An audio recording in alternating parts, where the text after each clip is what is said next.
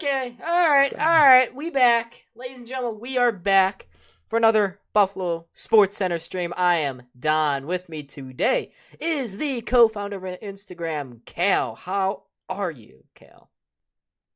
As long as the Bills keep winning, I'm doing great. We got a big game against the Bruins tonight. The schedule gets easy. After this game, we have, I think, the fifth easiest schedule the rest of the way. But this is a tough one, right? You're facing one of the best teams in the league.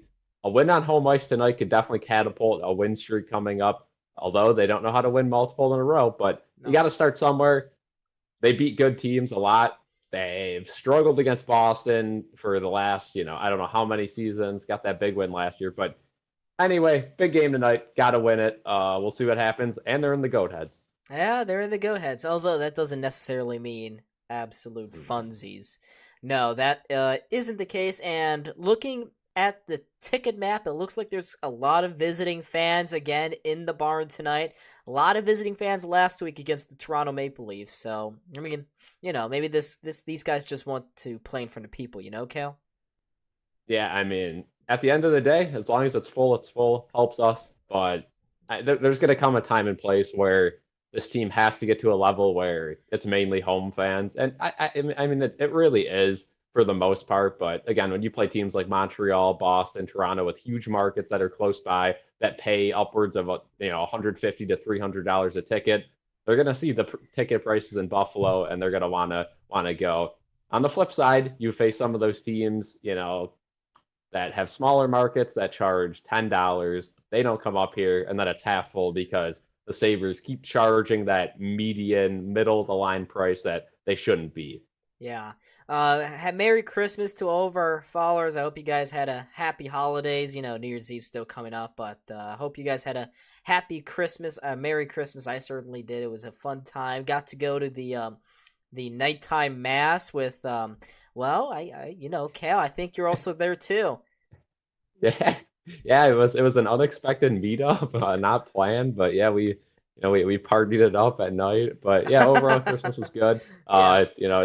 It's gonna be a fun New Year's, and like I mentioned in the open here, we got playoff football coming up. Hopefully for the Bills, not guaranteed yet, but it's Yep. looking good. And you play Boston tonight in hockey. You're playing the Boston equivalent of the NFL, New England, on Sunday in a must-win game. So a lot of Buffalo versus Boston this week. Yeah, and just looking at the chat, what's going on? Christian, Coyote, welcome back. Sawyer, yeah, but the big news here for the Sabres moving in back into the hockey game is that Tage Thompson is not playing tonight for the Sabres. Instead, it's going to be Tyson Joe centering the first line. That's a big loss, isn't it? Huge loss. Now the good news is it's a personal issue. It's not an injury related. Of course, probably not good news for him. Personal issue. Of course, it could be something good like the birth of a child, which it's not, or something of that nature, or it could be something bad like a death in the family, whatever. So hopefully Tage Thompson's doing all right, and hopefully it's a simple personal issue that gets taken care of quickly. With that being said, though, it's a huge loss for this team, right? When he's out of the lineup, the Sabres struggle immensely. He hasn't been as good this season as previous years, so it shouldn't be too big of a loss. I don't think this really rules them out from winning. Again, they probably come into this game with a 25% or 20% chance to win anyway. So it's not really going to matter too much. You're going to need some luck to beat this Boston team. Tyson Joe centering that line, it's a solid option. I would have preferred Robinson. I think he's been good so far this year, and I don't know why they keep benching him, but Tyson Jost is good enough, and maybe he'll win some draws. Yeah, but it's going to be a huge loss for Tage. But it's interesting, though. The Boston Bruins are actually on their own 4-game losing streak heading into tonight's game. They're only 2-3-3 in their last 8 games or so. So they've really been struggling as of late. So, I mean, if there's a time to play the Bruins, I guess now it is. Now it's the time, right? Yeah, for sure. Of course, both teams coming off the holiday break, so both teams will be fully rested and pretty much healthy with the guys that are out there. Sabres will not have to face Linus Olmark, though. Swayman will be in net for the Bruins. The Sabres struggle against Linus Olmark, so that is a good thing, even though Swayman, he's probably been the best goalie so far, this season, but last year it was the Linus Olmark show, right? Yeah, So, yeah. you get to face Swayman. Hopefully you get a little better of a performance than you would against Linus Olmark. But we'll see what happens, right? It's been a long season so far. We've had a lot of ups and downs, and they could definitely go streaking now. I think one of the biggest things for this team is Jack Quinn being back in the lineup. I think He's that been just good. rounded up the top six. It's not going to happen tonight with no Tage Thompson. So you're kind of back to that. You got one good line, one okay line, and then two shuffles. But overall, when Tage Thompson comes back, I could definitely see this team starting a little bit of a win streak when healthy. Well, I mean, there's some suggestions that this team has finally, figured things out. The last couple games, after that embarrassing Columbus game that we streamed, the Sabres have changed up how they want to play. They have gone back to what worked last year. And, between you and me, we wanted more structure, but it's clear it wasn't working. So I'm glad that they stopped being so stubborn and went back to what did work last year. Yeah, you got to keep pushing the pace, right? This Sabres team, they're young, they're fast. Push the pace. No more of this dump and chase nonsense that they've been doing the entirety of the first half of the season. Start skating the puck in the zone, get shots on the net. That's what this team does, and that's what this team successfully does when they thrive, especially last season. So the game's about to get underway, and I noticed that Jennifer Botterill is calling this game, so that's I a funny wonder one. wonder how happy she is about her brother being kicked out of here. But we are underway, folks. Boston quickly into the Sabre zone. As you can see if you are watching on your TV screens, lots of Boston fans in the lower bowl tonight. Not surprising here as it is holiday break. But there's Clifton. He's been really positive as of late, Cal. Yeah, 9 points, or he has. quietly 9 points this year. For a defenseman, a bottom pair defenseman, that's pretty good. But the Sabres working around in the offensive zone. Power, shuffles, takes a shot. Swayman comes out, challenges it, and makes the save. The rebound goes to the corner. Benson trying to shuffle it down low to Greenway. Now back in front to Benson. His one-timer went wide. Clifton now with another one-timer that is deflected again wide of Swayman. Sabres keep the pressure alive here in the offensive zone. Middlestat on the puck, looking for an option on the backhander, guarded closely by Marchand on the far wall, sends it to the high slot for Benson. He pulls it back for Clifton, who takes the shot. That one goes just wide. It bounces to the feet of Greenway. He shuffles it to the corner again. Bruins struggling to get out of their zone. The Sabres putting up some good work here early on, but now Clifton at the end of the shift will just kind of throw this one towards Swayman. And now the Boston Bruins will try to get settled here with Brandon Carlo. What a great start for that line. Yeah, great shift. Great shift to start that up. That Benson, Middlestat, Greenway line looking great. And two early shots and a lot of pressure. So hopefully Buffalo can build off that first shift. Pressure the Bruins, yep.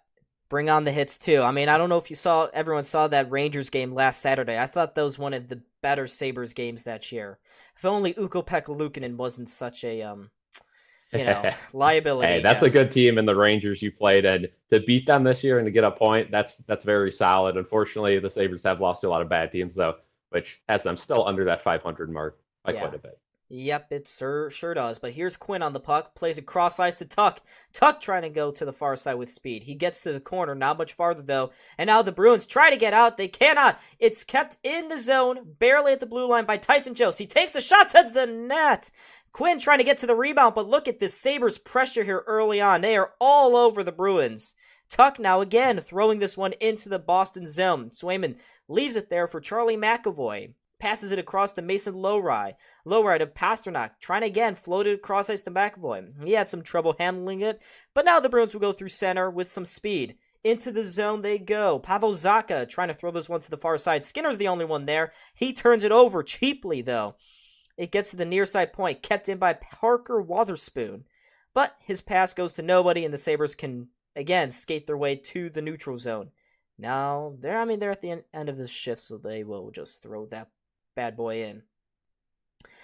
And the Sabres have gotten out to these starts a couple of times, but they tend to give up a goal before they can score, and then all that pressure dissipates. So hopefully they can get a goal here pretty quickly and jump on the Bruins early, because all this pressure is going to be for nothing if the Sabres let in a cheapie.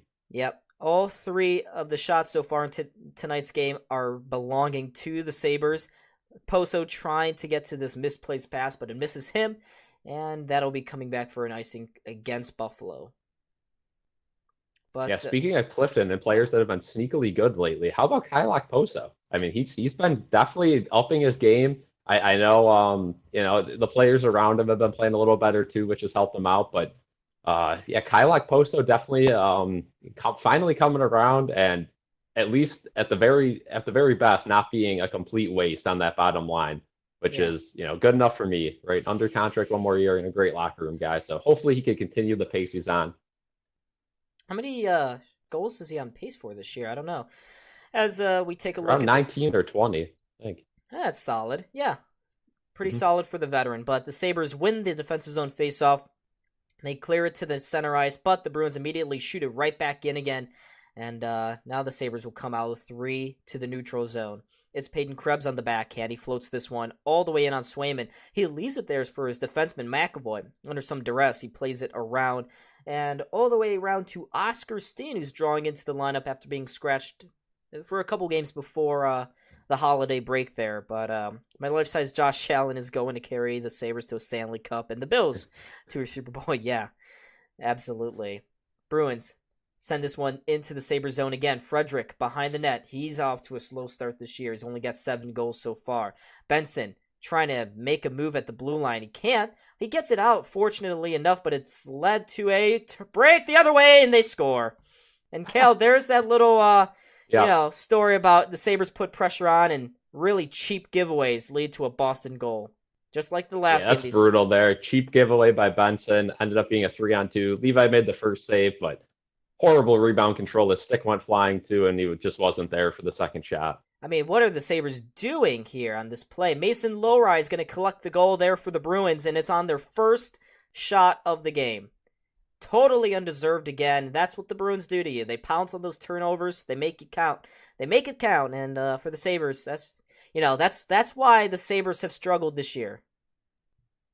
Yeah, the Sabres bounced back a couple times against the Rangers in their last game. Now, again, that was before the break, so we'll see if they still got that juice left in them. But one goal shouldn't kill you against the Bruins. Again, it's going to be a fast-paced game, so got to keep it going.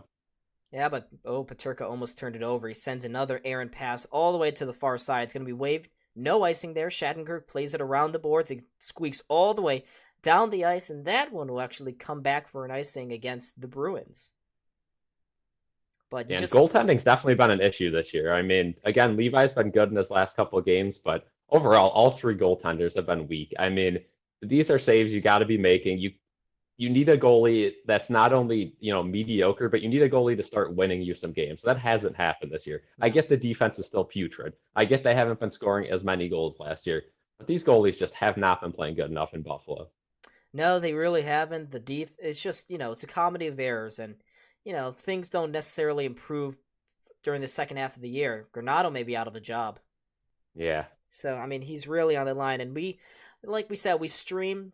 The last game we streamed was against the Blue Jackets, where the Sabres somehow gave up 9 goals, and we got a turnover in front. But Tuck bounces on it, and is actually going to come away with the speed, going to the actual other zone. Joe's trying to help him out, but the Bruins take it off his stick, get it to center ice, where they'll collect it again. But like I was saying, we streamed that Columbus game, and there were chants of Fire Donnie in the crowd, and it was just Yeah. it was getting toxic levels of ugly again, something that we haven't seen during this current core. And it's just Then the Sabres came out and they crushed the Maple Leafs, put 9 up of their own, and kind of reversed that narrative, saying, maybe they'll take a stand for their coach and start playing better hockey. And then, unfortunately, if you play the Rangers, a tough team, fight back in that one, get a point, but unable to capitalize on some opportunities in overtime. With that being said, though, the Buffalo Sabres still have a lot of time left in this game. You never know. You can get a funky bounce, get yourself back into this one. You're only down 1 goal, and Boston does give up some goals too, right? I mean, it isn't, if you're playing Boston, it's usually not 1-0, 2-0. It's going to be a higher scoring game. Boston puts up a lot of goals, but they also can give up a lot of goals if you pressure them. They're bad teams too. We've seen it this year. Yeah, they just got crushed by the Winnipeg Jets, who aren't a bad team, but they are, they gave a 5 to them. But here the Sabres in the offensive zone, Johnson trying to slide it far side for Peyton Krebs, Eric Johnson that is, but that pass was broken up. Bruins clear it again, down the ice. Here's Ryan Johnson now on the puck. Banks this one off the boards, goes off a skate of Jordan Greenway. He's got to chase after it. The Bruins now play it to some open space here. Frederick centers this one, but he hasn't stolen off his stick. And now Casey Middlestat thinks of some odd man rushes maybe. Middlestat across the blue line. Plays it back to the point for Dahlin. He's forced to play it to a far side, open side, where the Bruins take it, bank it off the boards and out of the zone. But, Sabres trying to expose the Bruins for their lack of speed here. I would say they're dominating the neutral zone at the moment. And Yeah, for sure. The Sabres play better when, as Swayman makes that save there. But the Sabres play better when they're ahead. And I get it. A lot of teams play better when they have a lead. But when the Sabres are down by more than one goal and teams kind of lock up that blue line, all of their speed goes to waste. Again, then they play into what the defense wants. They play that dump and chase style. Maybe they get a lucky bounce here or there, but overall, it just doesn't work out for them. So the Sabres giving up this first goal tonight, it's not going to bode well. You need to get one back quick before Boston continuously wears you down in the defensive zone. And then, you got to pressure a little bit too much, and that leads to breakaways and odd man rushes the other way. And Boston's one of those teams that you don't want to give a lot of odd man rushes to because they will make you pay each and every time. Yeah. I'm just I don't really, Sabres, they do some good things for 2 minutes, and then they have a one bad minute, and of course, during that bad minute, they have to give something up. It just always happens. Fan trade Buffalo sports coach for the coach of New Jersey. You went Lindy Ruff. Lindy, bring back Lindy. Would he necessarily fit, though, with this team? I don't know. Yeah, I don't know for sure. I know he's definitely been a coach that has changed up his mentality quite a few times over his career. So, he definitely has the ability to change. He's a little more old school. Of course, he's been in the league for quite a while, but yeah, if the season does not turn around for the Sabres and they're forced to make another coaching change, which I shouldn't really say that, right? I mean, Granato's the longest tenured coach in the league at this point. So I guess it would be kind of on time if he doesn't have a successful year. But what do you do? Do you go for another quote unquote rookie head coach? Do you go for a veteran who has been, dumped a couple times already? There's a couple options out there, but again, there's no right answer. It just kind of depends on, what happens. And we got a close up of Levi here with that sick Jedi Master black and red helmet. But again, the goalies just can't make saves. Like you said, the Sabres play good for 5 minutes, give up 1 minute of pressure, and the puck's in the back of the net. It just can't happen. No, it can't. And the Sabres, though, have an offensive zone opportunity here. They get the puck to the boards, can't win it back there. Bruins, courtesy of Brad Marchand, skate this one into the Sabres zone. Marchand lays down the shoulder as he collides with Samuelsson in the corner. Samuelsson trying to come away with it, trying to play that through the middle of the ice. We've seen him stupidly make a couple of horrible passes, but he's got it back again, gets it out of the zone. And penalty. There's going to be a penalty. Sabres are going to the power play. Check. Yeah, Cousins was cross-checked down to the ice there. The Sabres are going to get the first power play opportunity of the night. Brad Marchand skating to the box. Of course, he's got to have some lip for the referee there. Loved it. And he's like, no, I used my shoulder. No, you didn't, pal. Let's take a look at this one here to see if he did the shoulder. Yeah, definitely not the shoulder there. Looked like the hand/stick. And the Sabres will get to go on the power play, which they have not been great on the power play. No Tate Thompson tonight, too, like we mentioned. So they're down a weapon on that first power play unit. Get shots to the net. That's the biggest thing. Move the puck quick, get shots to the net. Don't be messing around in there. And Marchand is hot in the box. He's still arguing it, but you could clearly see on the replay there that he put his hands across the numbers on the back of Dylan Cousins. It's pretty much a cross-check, so he's going to the box. And I don't know, Kel, if you saw, but there's a Devils fan and a Pittsburgh fan behind the penalty box. So, they're probably... That's quite random. Yeah, I just love those people that have random jerseys. Sabres keep it in at the blue line. Skinner curling at the faceoff circle, plays it across ice, but it deflects over the stick of Casey Middlestat. Actually goes out of play. Looks like a Boston Bruin deflected that one out of play. And wait, did they give him a double minor? I don't have the audio on, but yeah, I don't know. The clock says 3:51 left. I don't know if that is a TNT error. It still says 3 minutes. So let me check the NHL app. He may have gotten an extra 2 for dissent.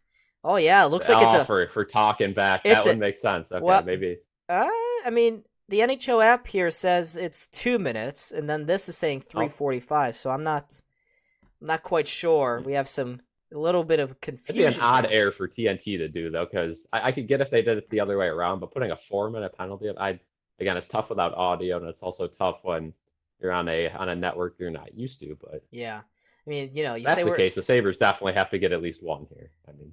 Yeah, but for sure. Here's Cousins. plays it to Dahlin at the point. His shot goes well wide of the target. Carlo trying to settle that rebound down. Cannot. Tuch on the turnover. Finds Skinner. Doesn't take the shot. Not a Tuch who takes it. Rips it and it goes high over the net. Skinner plays it to the far side for Middlestad. Now down low to Tuch. Tuch, errant pass into the stick there of Middlestad. Can't handle it. Boston takes it and clears it down the ice. But yeah, I mean, TNT has not budged here on their 3 minutes, so it must have been a double minor on Marchand. Huge opportunity here for the Sabres to do something, but, you know, this is, okay, I say that and Quinn turns it over right at the blue line.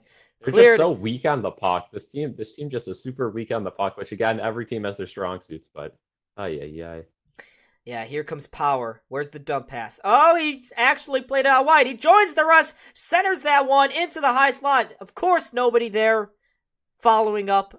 That's the one time Owen Power has made a good play, Kale. The one time. Yeah, he actually has been on a little bit of a hot streak. I know I'm quite the Owen Power hater because he's a number 1 overall pick, and he's don't worry, you're not missing anything. The Sabres are not doing anything on this power play yet. But yeah, he's not been all that great, and I think, you know, it's a big confidence thing. It's not a talent thing. So when it's a mental problem for a player, I tend to get more upset because he does have the skill. But yeah, he has had a couple of good games strung together here.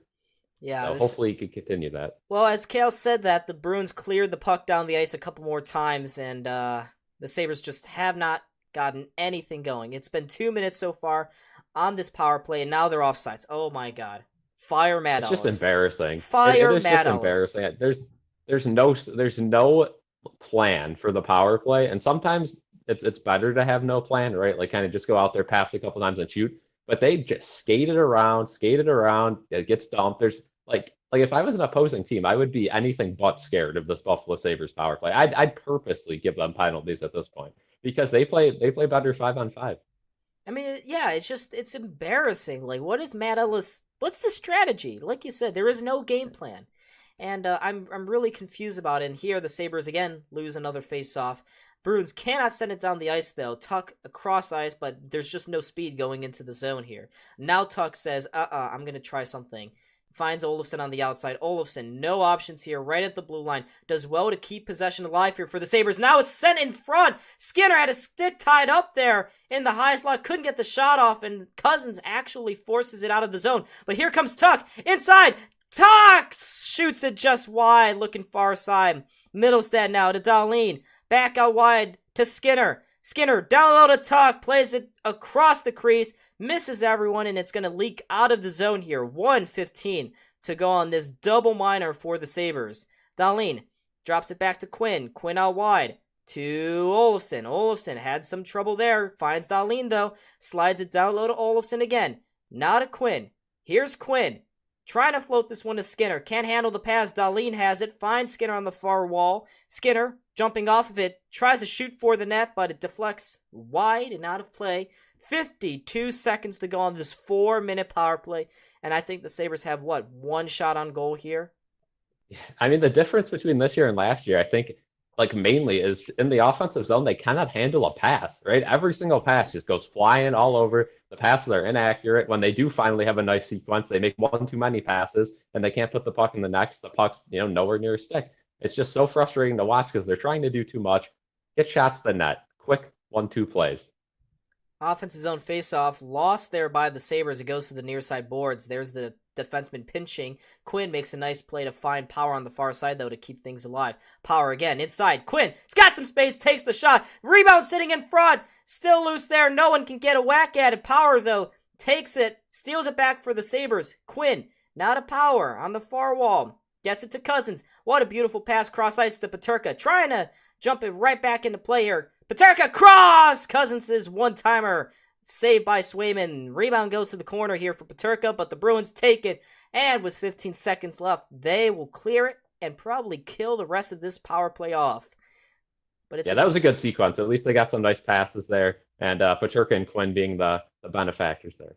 5 seconds to go. Sabres re-enter the blue line again. Dahlin takes a shot. It's blocked, and watch out. Marchand coming out of the box. Marchand shoots it. Stopped by Levi. The rebound is stopped by Levi again. Somehow got over and across with the glove stop to keep this a 1-0 game. And the Sabres settle things down behind the net. But what a Glorious big save by Devin Levi just when you needed it.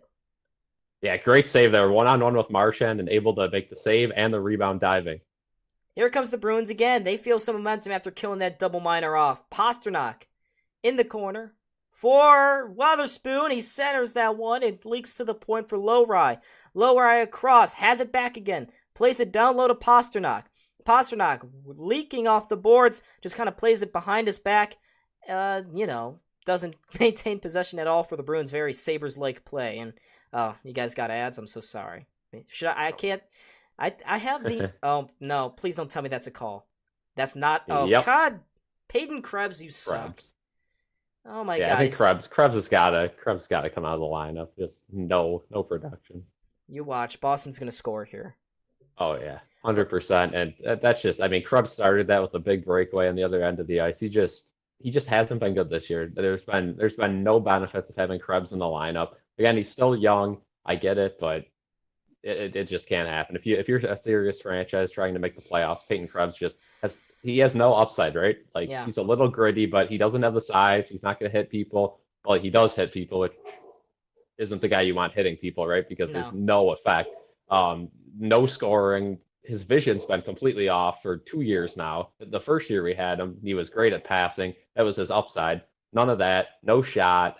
He just hasn't been an NHL caliber player this year, which is sad to say because he's a likable guy. But yeah, he just hasn't, and he plays very sloppy in his defensive zone, and you can see it again there. He trips up a Boston Bruin player, and well, once this commercial break is over, excuse me, the Sabres are going to the penalty kill here just after they had a double minor, and they could not get anything to go for it. And again. I don't know, Cal. It's just our power play is so putrid, so bad. It does nothing. It creates momentum for the other team, which it shouldn't do. But yeah, I mean, Devin Levi. It's one of those things that you got to change it, right? I mean, how long are we going to go where this power play continuously is just bad? They do the same thing. It's the same thing. Drop pass. They skate it in the zone, instantly get stripped, and you can't even say it's a personnel issue. Oh, you have to coach to what you have, right? You can't be like, oh, it's a great game plan, but, it'd be like calling a run-heavy offense for a team that has no running back and 4 all-pro receivers. Just makes no sense. Like, what are we doing here? We have a power play that's structured for a bunch of guys who can handle the puck well, maybe like a veteran team. We have a team that's fast, and they got good shots, and they can, pull off some crazy moves. Why are we playing the slow style of power play? It just makes no sense. Again, you have a guy coaching it who was a horrible defender in the NHL, and I don't know. Something's got to change. Whether it's insanity, doing the same thing over and over and over and over, refusing to change, same result. Yeah, absolutely. We are about to get going here. Darren Paying a little too close to Jim Montgomery for a normal human being. Bit. But the Bruins don't care. They're going to start this power play anyways. They go to the far side. Marchand finding Zach on the near wall, gets it to Morgan Geekie, back to the point for McAvoy, takes a shot, stopped by Levi, the rebound picked up by the Sabres, and they will clear it down the ice. The one thing the Sabres have done better this year than last was their penalty kill, which is better. At what cost, though? At what cost? But here's the Bruins again. They cannot get across the Sabres' blue line, forced back to the neutral zone, and Coyote asks, is Middlestad trade bait? Hell no. Absolutely not. I wholeheartedly do not think he needs to be a member of this team. But look at that play there by, who was it? Alex Tuck, nearly getting a shorthanded break the other way, forcing McAvoy to get real uncomfortable there for a second. But here's Pasternak trying to go far side, and again the Sabres will clear it down the ice, and there's only a minute to go now on this Bruins power play, and they've done nothing. Don Mosco, you're not talking about me, right? No, not me. Only Granado. You're right, I should go. Don Granato's taking my job once he gets fired. He goes in front, and oh my gosh, Charlie Coyle scores a power play goal. Nobody in front there, no coverage. Levi, I'm not sure what he's doing there, so deep in his net. And Charlie Coyle doubles it up for the Bruins. They get a power play goal and do something the Sabres couldn't. Do something with their special teams. Dahlin just completely aborts his mission there. I don't know what he's doing. And Clifton in front is, again, it's Connor Clifton. He's not going to play a lick of defense. So you got two guys blowing assignments in front of the net. Leaves Levi one-on-one with Coyle. And again, these are the goals that the Sabres have been giving up, right? They're savable shots, but you're not going to blame the goalie just, because it's just such bad defense that it's like, okay, I could see how you can let that in, right? So again, a really good goalie probably makes that save, but at the end of the day, you can't blame Levi on that one. I mean, he had no help. I just don't understand how you, I keep complaining. I can't complain. This is the same thing every single stream, man. It's the same goddamn thing. Cam should take over this channel. Yeah, Cam. I love Casey. Well, we need defensive help. Well, maybe if Kevin Adams used the money that he had at his disposal, we could have had that defensive help. Would have been nice, We don't need to lose guys. We had the tools to go get help and chose not to. That's the frustrating part, as Boston, again, has possession here in the Sabres zone, and they are buzzing. Erik Johnson now on the puck. Can't get it out of the zone. I mean, you have guys like Erik Johnson. What does he provide to this team? What does he provide? Nothing. Absolutely nothing. Exactly. Here's Levi leaving it there for Connor Clifton. But, I mean, that last goal, what the hell was Dahlin doing? Again. But here's Krebs out wide. Poso shoots it right into the glove there of Jeremy Swayman, who does a little windmill just for good luck. Yeah, just an easy save there. Again, Okposo. It seems like Okposo has 10 chances a game. It's always, even when Zemgus is hurt, or when Zemgus is healthy, it seems like those two are the only ones that get the breakaway chances, and it's always that little layup of a shot. But this is every Sabres game, right? We look at the shot totals, and it's like, they haven't given up a ton of shots, but it's always this: 5 shots, 2 goals. I mean, you can't win like that, and it's every game. Like, we have to start playing better defense, have to make saves. And if you're not going to do that, you have to play free. You have to, just trade back and forth 2-on-1s. And they haven't been doing any of that. They're boxed this year. They are completely boxed and, kind of trapped in between that level of, we don't have the defense that we want, but we should probably play a little better defense. And, they're hesitant. In the NHL, if you want to be a good team, you have to be full bore. You have to be ready to go for it. And this team just, hesitates too much. It's, there's that split second of hesitation, of doubt, and that's killing them all year long. Mm-hmm. Erik Johnson is supposed to mentor Owen. Yeah, but don't we want to win? What's more important, mentoring or winning? Yeah, definitely better options. And whatever Erik Johnson's doing to Owen Power, it ain't working because Owen Power is having a career bad year. I get he's young, but I've traded for Swayman in my NHL 24 franchise. He's sneaky good, and hey, I love, Jeremy Swayman on the Sabres team, I think, would be a perfect fit. Perfect. Like, he's not too high cost where, you got to lock into him long term and push Devin Levi out. But, he's also just really solid. He's a solid goalie. And, again, Sabres, you had opportunities, you had options, and you did nothing.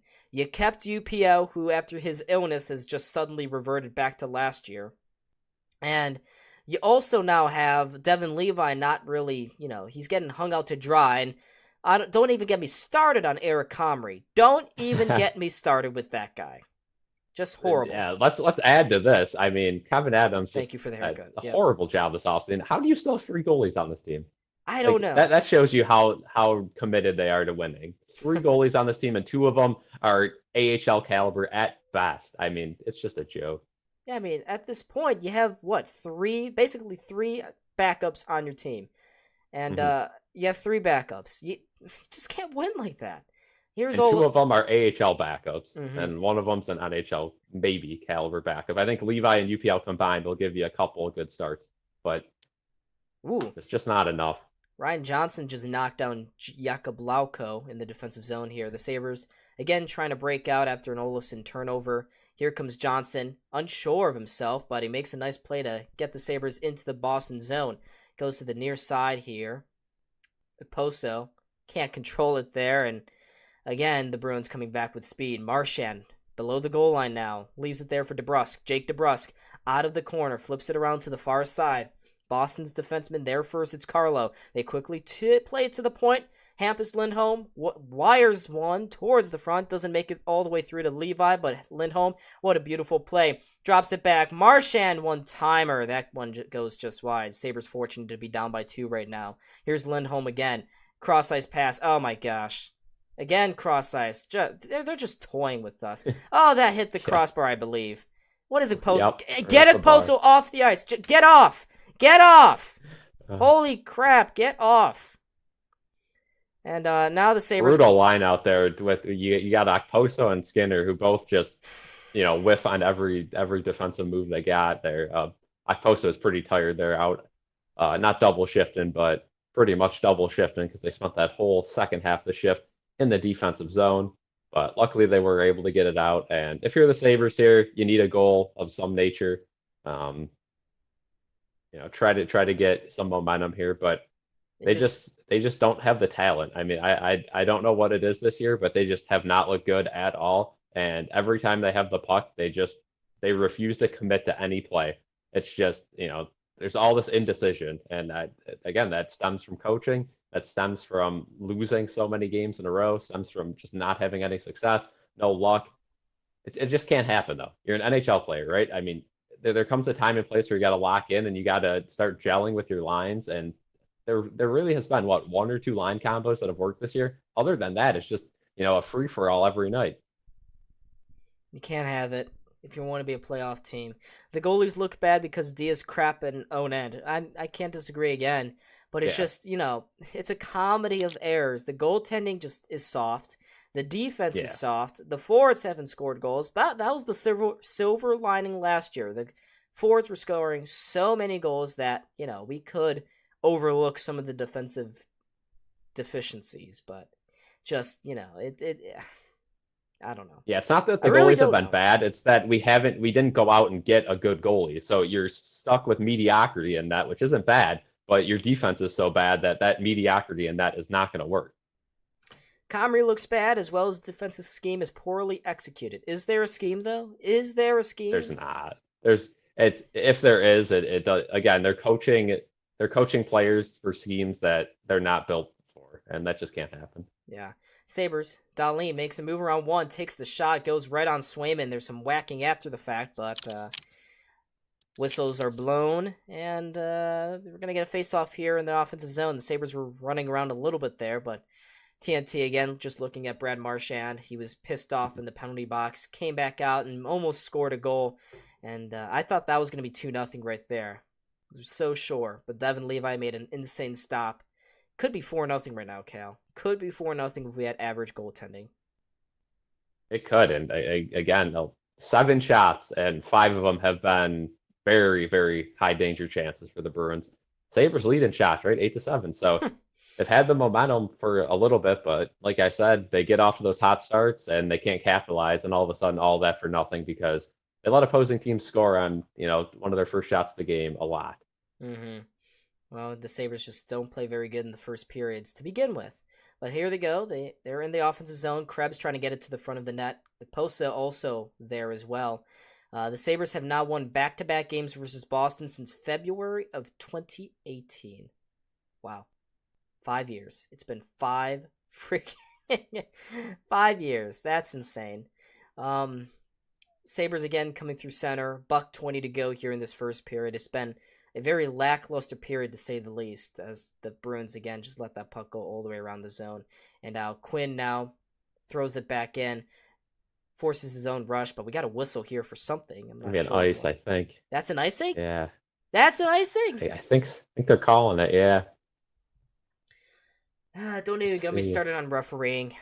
Remember that refereeing? Yeah, looking at the replay here. That's weak. What a weak icing. Yeah, it's going to be an icing. But, I mean, we look back. The refereeing, again, abysmal in the NHL. That whole Eric Johnson fiasco on Saturday night, embarrassing. You had 2 guys get 10-minute misconducts. For what? For a fight that he instigated? I mean, that's just a laundry list of issues. And all of this could be solved if the Sabres were to win. They can't, though. We cannot. Yeah. Again, it's not that the referee. We're not complaining about the rules. It's the consistency, right? You could have that same exact sequence, and each NHL crew would call that completely different, and that just can't happen. You're a league. It just doesn't make sense. I'm sure, as Jack Quinn shoots it into the Boston bench, caught there by the glove of Linus Ullmark. Even their backup goalies are making better stops than the Sabres. And I really just want this pain to end. When will the pain end? Here's Peterka, though, coming into the zone. Oh, come on. He gets cross-checked there. No call. No call on Mason Lowry for that boarding. That's embarrassing. After we just complained about the officials. But here's Dahlin. Again, rough right there. Yep. Finds Cousins' shot.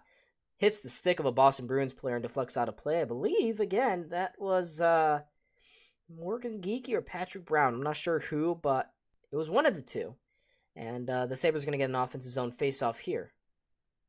Look at Linus Ullmark. Oh, coming over. Look at Luukkonen doing his due part, too, to make the organization look proud.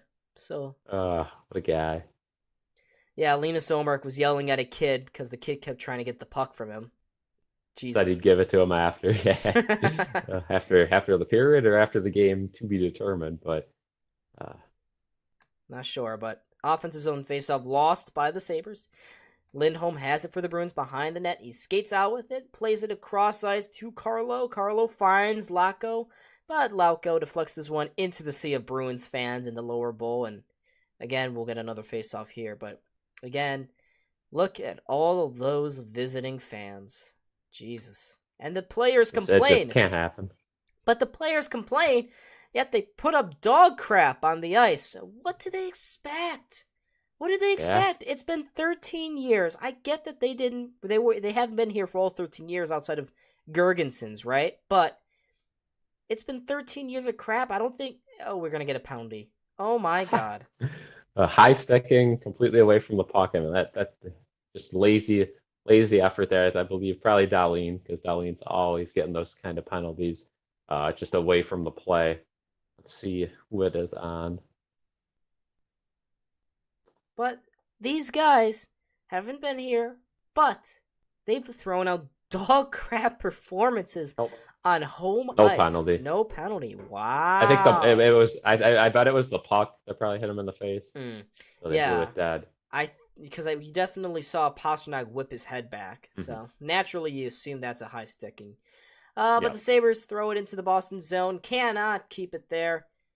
Boston comes back through center. Zacha cross ice to Pastrnak. He's got a free lane. Almost had a lane to take the shot. Tucks total away. Can't get out of the zone. 2 seconds left. One final shot there by Pavel Zacha. But that will end the period there.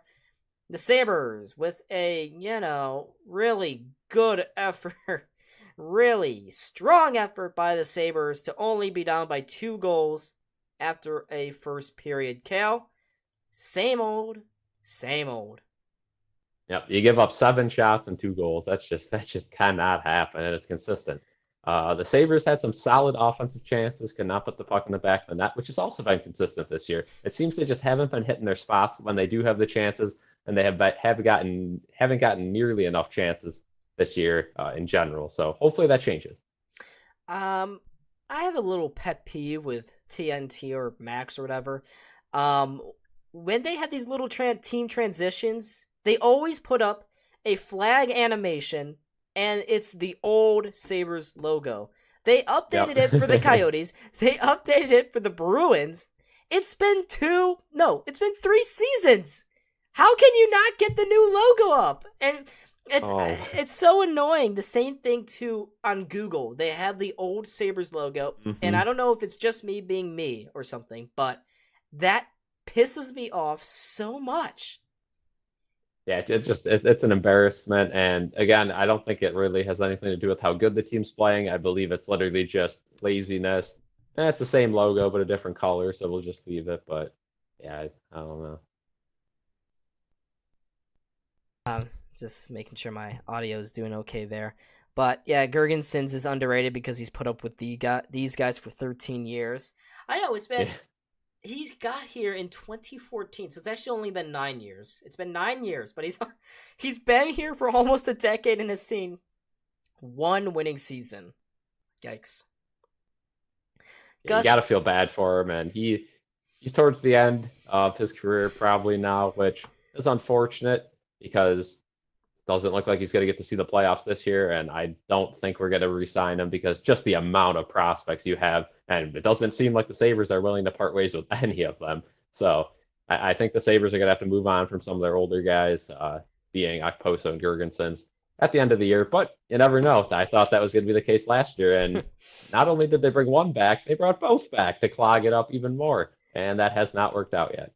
Yeah, everyone felt as though it was going to be one or the other because any sensible team would have done that, right? Not the Sabres.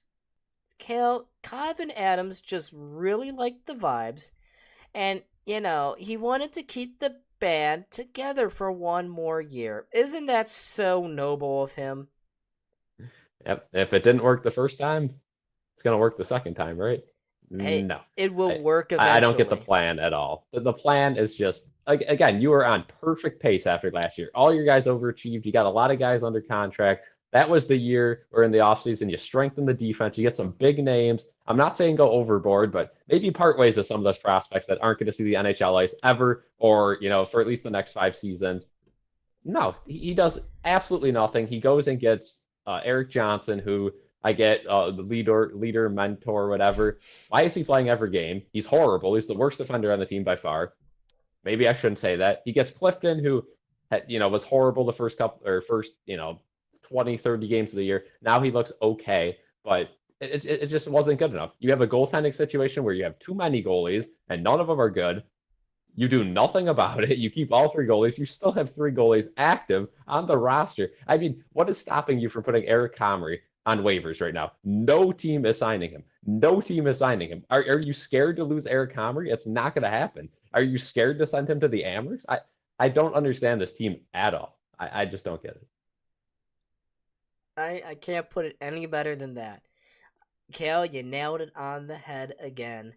And Every game it's the same thing too. This team just they don't learn. It's a given. It's a wasted year. They've completely given up. Again, I think Kevin Adams was so sold on Patrick Kane that he didn't look anywhere else. Right? I think he was so committed on Patrick Kane. He lost him to the Rangers. I don't think Patrick Kane was really the best fit, right? no, Because the Sabres need a little more than a guy who puts up goals here or there and has bad defense. But he loses out on Patrick Kane, and all of a sudden there's just no one else. There's been no talks, no nothing. You trade for Robinson, who he what a looked all big, right his big first couple of games. pickup. Hey, but I mean, still, we got Eric yeah, Robinson. Woo! who honestly Woo! should be playing, but he's not playing in this. When we're fully healthy, even with Tate Johnson out, he's still not playing. It just baffles me how porous this management has been this year. And Kevin Adams, you know, up to this last offseason was one of the top GMs in hockey, I think. I mean, he went out, he drafted some of the best steals of the draft back-to-back years.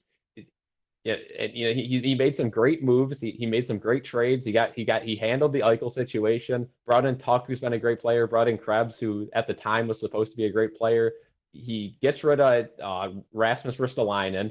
Good trade there. The Sam Reinhart trade, of course, that's a little before, but you do the Robert Hagg trade, and there's just been there's a lot of moves that Kevin Adams made where I was like, okay, solid moves here and there, but this offseason just completely lost all respect for the guy, right? Like, I mean, it's a joke. What are you doing in this offseason? You have a clear cut opportunity to make this team a playoff contender without a doubt, and you do absolutely nothing to bolster your chances. Just absolutely pathetic. And I don't know how much of that is ownership telling them, maybe let's hold back a little bit. But I don't get the money part either, because people say, oh, maybe they don't want to spend money, maybe they don't want to get up to the cap. But then they're willing to pay dead contracts. Like, how many did we have last year and the year before of dead contracts? We go out and get a retired guy, Johnny Boychuk, for example. If you're going to pay him money, why not just bring in an actual player that helps your team? I don't get it. It's the dumbest run organization besides a select few. Detroit Pistons fans, I feel your pain, but Detroit. At least we're not Detroit. We never were Detroit. We were bad, but never yeah, Detroit bad, which is not okay. yet. Not yet. Cam is good We as had a bad Ransom. losing streak, but never 28. Yeah, it's okay though, Cal. You know why? Because the Sabres during this whole process of Kevin Adams only let go Brandon Montour, and like the chat is saying, we brought in Ben Bishop. We brought in Ben Yep, Ben Bishop Bishop. Ben Bishop for Brandon Montour. I say that's a pretty even trade if you ask me. Yeah, I mean, again, Ben Bishop, Johnny Boychuk, the list goes on and on of dead weight you bring into this organization just to get to that salary cap floor. Again, if you're in it, if you're in the NHL and you're, congratulating your team and your management for getting the salary cap floor, what are you even doing? Why even try at that point? Like you could send in someone that knows nothing about hockey and randomly picks players off a dartboard or a spreadsheet, and you could probably put together a better team than trying to get to the salary cap floor and saying you're fine. You shouldn't own a team in the NHL if you're not going to try to win. And it's been year after year after year after year after year of just nothingness with this team. And I get people say, "Oh, Terry Pagula saved the Sabres from getting relocated." No, no, no, no, no. He saved the Bills from getting relocated. I like Terry Pagula. I think he has a lot of pros. I like that he's from here. He wants the team to win and all that. But Does he's he? shown nothing with the Sabres organization, right? I mean, there's been no attempt in the last couple of years to help anything. The money has been so restricted, it just can't happen, right? The teams that win the championships are never the small market teams that don't want to spend money. That just doesn't happen. It just doesn't. Ben Bishop is goaded. Don, should I buy tickets for the Sabres Ottawa game? Hey, if you want tickets for a good Tank Bowl matchup, there it is. Yeah. Sabres and Ottawa battling for last place in the Atlantic Division. Yay! Habs will face uh, Canes, Panthers, Bolts, and Stars in the next four. Hard road trip for Montreal. Simone brings up a good point there. Montreal, 3 points ahead of the Sabres right now. Say the Sabres were somehow, some way able to win this game. They'd be 1 point back, and the Canadians have a really hard stretch coming up. The Sabres have a theoretically easy stretch of games up ahead yeah. for them. They could potentially leapfrog back into the playoff conversation. 7 points back. If you go on a winning streak, which hasn't happened this year, has not happened, not once at all. Never will happen, I don't think. I mean, now it would be the time. Never late than never, right? Better late than never.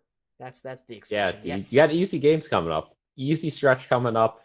Again, it's Boston, right? You're probably not going to beat Boston tonight, but the fact that they're down 2-0 and they're leading in shots 8-7, it's just that cannot happen, right? You outplayed the Bruins. You had a 4-minute power play, and this team consistently just does the same stuff. No pressure on the power play, dumb turnovers, defensive meltdowns, and Devin Levi. I get both of those, both those saves he could have had, but again, you're not going to blame him for those. Made a huge save on the 2-on-1 on Marchand back to back. It, you look at this team and it's just every game you could pick out the same mistakes over and over and over, and you wonder what are they doing at practice? Like, what are you just doing the same thing over and over? Like, it is time for this team to break down, like step by step how to play the game of hockey, because you're wasting your time at practice just doing line rushes, doing power play practice. Like, take a couple practices and work on a select few plays, right? Because these guys are NHL players. They know how to play hockey. They are the best hockey players in the world, the top 1%. You don't have to be just keep skating in practice. Take some days off and actually figure stuff out, because Don Granato's going to lose his job if this doesn't change. Again, easy stretch coming up. This game, they could lose and then they could win 5 in a row. I could easily see that happening. They're fully healthy once Tage comes back, hopefully next game. But it's the way they're losing these games. And, we saw a couple differences in that Rangers game, but they have those games, right?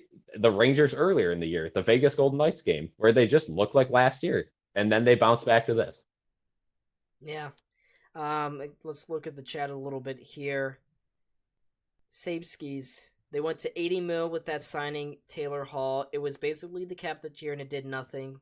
When he took over in 2011, he went to the cap in 2012, and it was okay, but we saw what a misfit team does. You bring up a Again, you good got to point. build the team right. Yeah. Yeah, I mean, well, let's just break that down a little bit, because there's a lot of parts that we need to address there. First off, you're right. There are years, especially during the Tim Murray years, where Terry Pagula let his checkbook run wild. He was letting his executive team just absolutely throw money at everybody. You saw them; they threw money at Kyle Poso, Matt Molson, Robin Leonard. Evander All great Kane, signings, by the way. Great Ryan signings. Ryan O'Reilly, Sam Reinhart and Jack Eichel eventually. Well, not really Sam Reinhart. They just kept pushing the thing down the line. Even Rasmus Ristolainen. Bridge deal. Rasmus Ristolainen, they gave him a little bit of a deal as well. So I mean, you're right. There are times when Terry Pegula did, take off. I don't know how to say this. He just let his executive team run wild, as I said. The problem is, even when they start spending money, Terry doesn't actually put people that deserve the power in power. He puts people that are kind of yes men. They're kind of how should I say, terrible at their jobs. He doesn't put good people in positions of power. So even when he does let the team spend a lot of money, which is not very often, it's just those couple of instances, then we don't make financially sound choices. It's just, even when they're spending money, they're not spending good money. They're like the Tampa Bay Rays. They can't stop spending money on bad people. And they're spending money at the wrong times, right? Back then, you didn't have a base of a team. You're spending money on guys who are going to skate on your top line, put up some points, but you have nothing else. You bring up Taylor Hall coming to Buffalo. That move was okay. As Terry Pegula said, maybe we're trying to win a cup. No, you're not. You have no one on your third or fourth line. Your AHL prospects were not all that great at the time. Taylor Hall comes in, huge disappointment. You have an idiot coach right at the time, and it just doesn't work. Now, this year would have been the perfect time to spend some money, right? You have the perfect base. And if something doesn't work out, guess what? You have 13 to 25 prospects, it seems like, in Rochester that, maybe they'll play on the team next year. You got 7 guys at the World Juniors this year, which is tied for the most in the league. You have a ton of young talent. So you could have made a mistake and, it would have been completely fine. Again, if you're an owner of a team, it doesn't matter. Oh, I spent money one year, it didn't work. Oh, I spent money this year. No, you have to spend money every year. That comes with the job, right? I mean, the way it's going, all franchises, every league, they're shooting up in value every single year. Salary caps are raising just with inflation in general. So you're not going to get stung spending money, especially in the NHL, which it's clear as day the lowest league, right, out of the big four. I mean, maybe the MLB could be close to it with bad teams, but there's no cap in there. But it doesn't compare to the NFL, and there's no problem spending money with the Bills. It's we're over the cap pretty much all day, every day now that we're contending. But if you want to get to the Sabres to that point, and they were right on the verge at the end of last season, you have to spend money. You have to have trust in the guys you put in those positions. And I understand Terry Pegula not trusting anyone because he's put some idiots in charge that have done some dumb stuff for 10 plus years now. But you got to trust the guys. Because if you don't let them spend money and you're not if that's truly the reason Adams did nothing is because Pegula, you can't be in that position. It just cannot happen.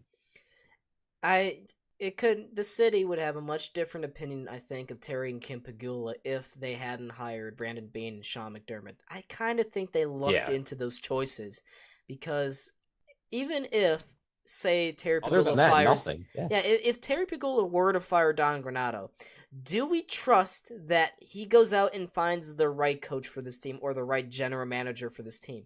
I don't think so. He hired Ralph Krueger as a coach. I mean, was part of the decision. Rex Ryan. Yeah, Rex Ryan. Yeah. Yeah, it's just it's just horrible. Let's just hope the Bandits win back to back. Oh yeah. There it is, the token. Oh, at least the Bandits won. It's always there. Of course, we want the Bandits to win. I got my first piece of Bandits kind of merchandise for Christmas too, so we will be rocking that. We like the Bandits here. We love the Bandits here. We watch the Bandits, but again, we'll all agree they are definitely the third team in line on the totem pole. Yeah, they definitely are. My Bandits crew neck sitting in the closet over there. So I love the Bandits. I wish box lacrosse was a bigger sport than it is right now because it's a fun atmosphere. It's it mixes. It's growing. Yeah, and mixes the best two aspects of basketball and I think hockey too. Hockey with its fast pace, basketball with the music happening during play. It's just engaging at the in-house announcer trying to rile the crowd up, and especially for a city like Buffalo, which always consistently packs that lower bowl during lacrosse games. it's a really fun atmosphere. I remember going a couple years ago to a playoff game in the first round. The Bandits won in the final minute, and it was electric in there. So Buffalo Hmm. always gets behind the winner. They always do. And I was just sitting there and I'm thinking, I wonder when Sabres games are going to be like this. And there was a couple moments last year when it was. I remember when I went to the Sabres Minnesota Wild game, that wild overtime Hmm. winner from Victor Olofsson in the house for that one. Olafson. Olofsson. Um, I was in the house for that game, and I mean, it was just awesome. It was one of the best games I think I've ever been to. I just wish that happened consistently because this city craves for winners. The Bills kind Yeah, of are now. Sabres just. Sabesky says in the chat, Kim situation probably took Terry a bit out of it. I completely agree with that. I think that definitely that's a tough situation. We've said on this channel multiple times too that definitely put him in quite the situation. And again, we still don't really know exactly the extent of it. We do know bits and pieces, but at the end of the day, the Bills have not stopped spending money, and they have a guy in Brandon Bean who they trust very, very much. And the Yeah. Sabres just, they had zero faith in that organization to do anything. And I think that's probably why they didn't make any moves without Terry. And we are underway in the second. So hopefully the Sabres can put up a goal here in the second, get some momentum going. They're not out of it, and they lead in shots. So I don't think they've been outplayed too bad despite the score. No, I totally agree. It's not been one of their worst efforts, but against a team like Boston, who always just seems to have your number, you can't afford to make any stupid mistakes like they did during the 2 goals. But here we go. Tyson Jost deflects a tuck pass across and into the far corner there. Jost gets pushed down to the ice. No call coming from the referees, but Tuck is there trying to help out his teammate. Carlo as well, trying to get out of the pressure of Skinner. He can't. Jost steals it, gets it to the point, but it deflects over the head of who was that? Was that Connor Clifton and Owen Power on a pair together? Oh Huh. boy. Yeah. That's certainly a lifestyle choice as Tuck leaves it for nobody there. He got kind of tangled up with Jack Quinn as they try to re-enter the zone, but Power now has it, gets it along to Cousins. He flips by one guy, but he gets it into the far corner, not too much farther. Boston will take it back now here. Get to the neutral zone, into the Sabres end.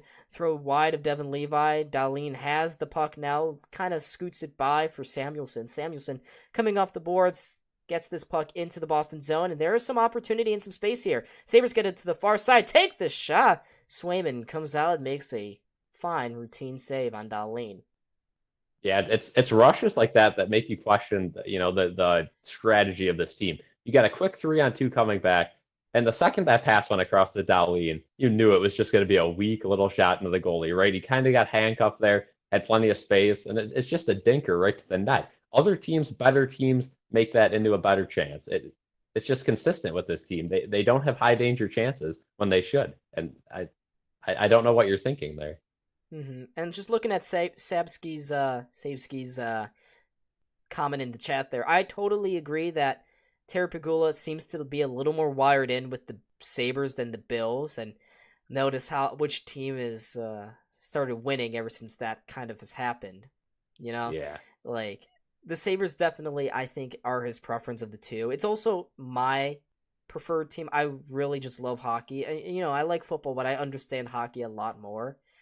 So that I'm engaged in every single game that much. So it also just frustrates the hell out of me as Boston pounces on a turnover here. Geeky throws it in front, nearly had Pasternak at the back post. The Sabres take it away. Jordan Greenway coming up ice, but Terry Pegula definitely views the Sabres as his little pet. Unfortunately, that pet is dying. It's in the middle of the road. It's almost decapitated. It's just viciously been hurt, abused. I don't have any other words. Here's Olofsson, long-range shot that misses far corner and deflects out of play.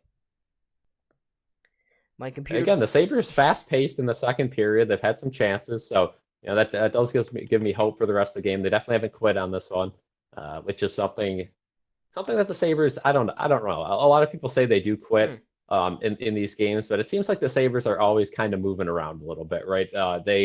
they're not one of those teams that usually pack it in as much as they've had a lot of blowouts. But even in their blowouts, they do string some goals together and make it a little bit closer before getting blown out the rest of the way. It looks like Charlie McAvoy gingerly went to the bench after that last shift. He got a knee-on-knee hit there from Greenway. Inadvertent, but still, Clint McAvoy took the brunt of that. The Sabres in the offensive zone. Ryan Johnson with a long-range shot. Easily seen by Swayman, and he will glove that one up. Greenway and McAvoy, yeah, they did collide. Save Skeezel says, my computer does not like English.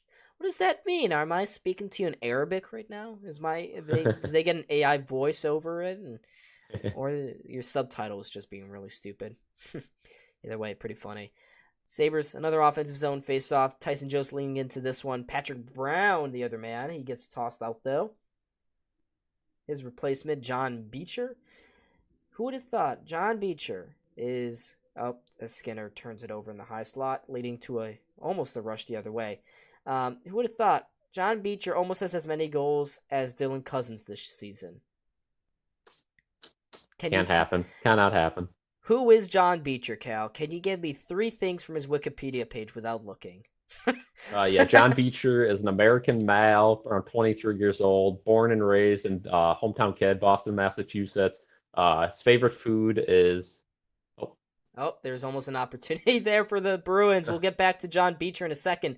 Fourth line absolutely dominating here, but the Sabres are going to get called for a slashing. Wow. Lovely. It's Alex Tuck, just laziness. Or not. Oh, they're looking around. Tuck, wait, is he going? Nope, not. What? Wait a minute. Oh, yeah. It's going to be on Skinner. Skinner is going to the box. Yep. Thanks, Jeff. Thank you. Wow. Yeah, it looks like it was on Jakub Lauko. What? That they're calling him for a hook there? Slashing? Yeah, slashing? I don't know. Touch the glove there. That is something they consistently call. The only thing they consistently call in the NHL is when you do get the stick up by the hands and prevent a pass/shot. They do usually call you for a hook there. I don't know about a slash. I think that's... on that one, but shots are in favor of the penalty.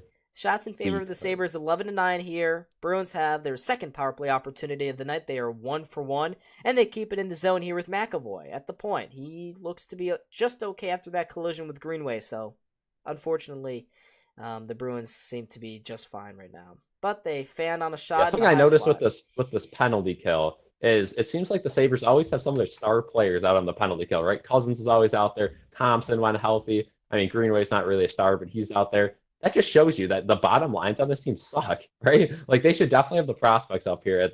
And it shows you they're, zero confidence in any guys on the bottom lines to kill the penalties. And that's what a good bottom liner does, right? He's good, solid defensively, okay offensively, and can kill a penalty. The Sabres don't have those guys. They have solid, good stars on the top couple lines. And then as you move down that roster, it's just the same type players, except they're not as good, right? Maybe they would be very good in the AHL or, another league. But in the NHL, they just are not that level. I'm just confused because you're right. Jack Quinn is out there. Tuck also out there here on a penalty kill, which you never would have thought. As DeBrusk trying to find a way to the front of the net. Coyle all alone in front. I don't know how that went in, but it did. It's a goal. Charlie Coyle, second power play goal of the night. And the Bruins seal this game up. 15:42 left in the second period. It's 3-0 Boston. How does that go in? Again, you got Eric Johnson on the penalty kill, which what a liability, completely useless there. And God, I think it might have went off him into the net. He's just a traffic. He is a complete traffic cone. I don't know why he plays at all.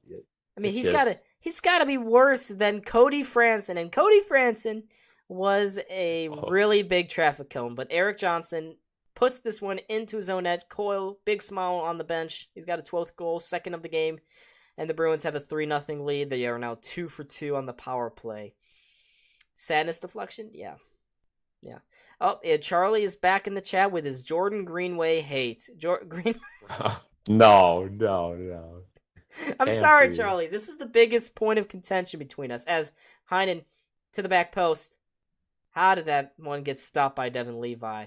The Sabres just look so shocked. I will say Greenway should not have as much ice time as he gets, but as an overall player, I think the difference with him in and out of the lineup is substantial. I mean, he's a great penalty killer. He can lay the body a little bit, not as much as I would like, but he does. And he could really, he's one of the few players. I think Tuck can do it a little bit too. Put the shoulder in, drag the puck towards the net, right? Kind of be that bowling ball that the Sabres just haven't had in years and years and years. So it is nice to see someone that can kind of generate chances on their own, by just going through people.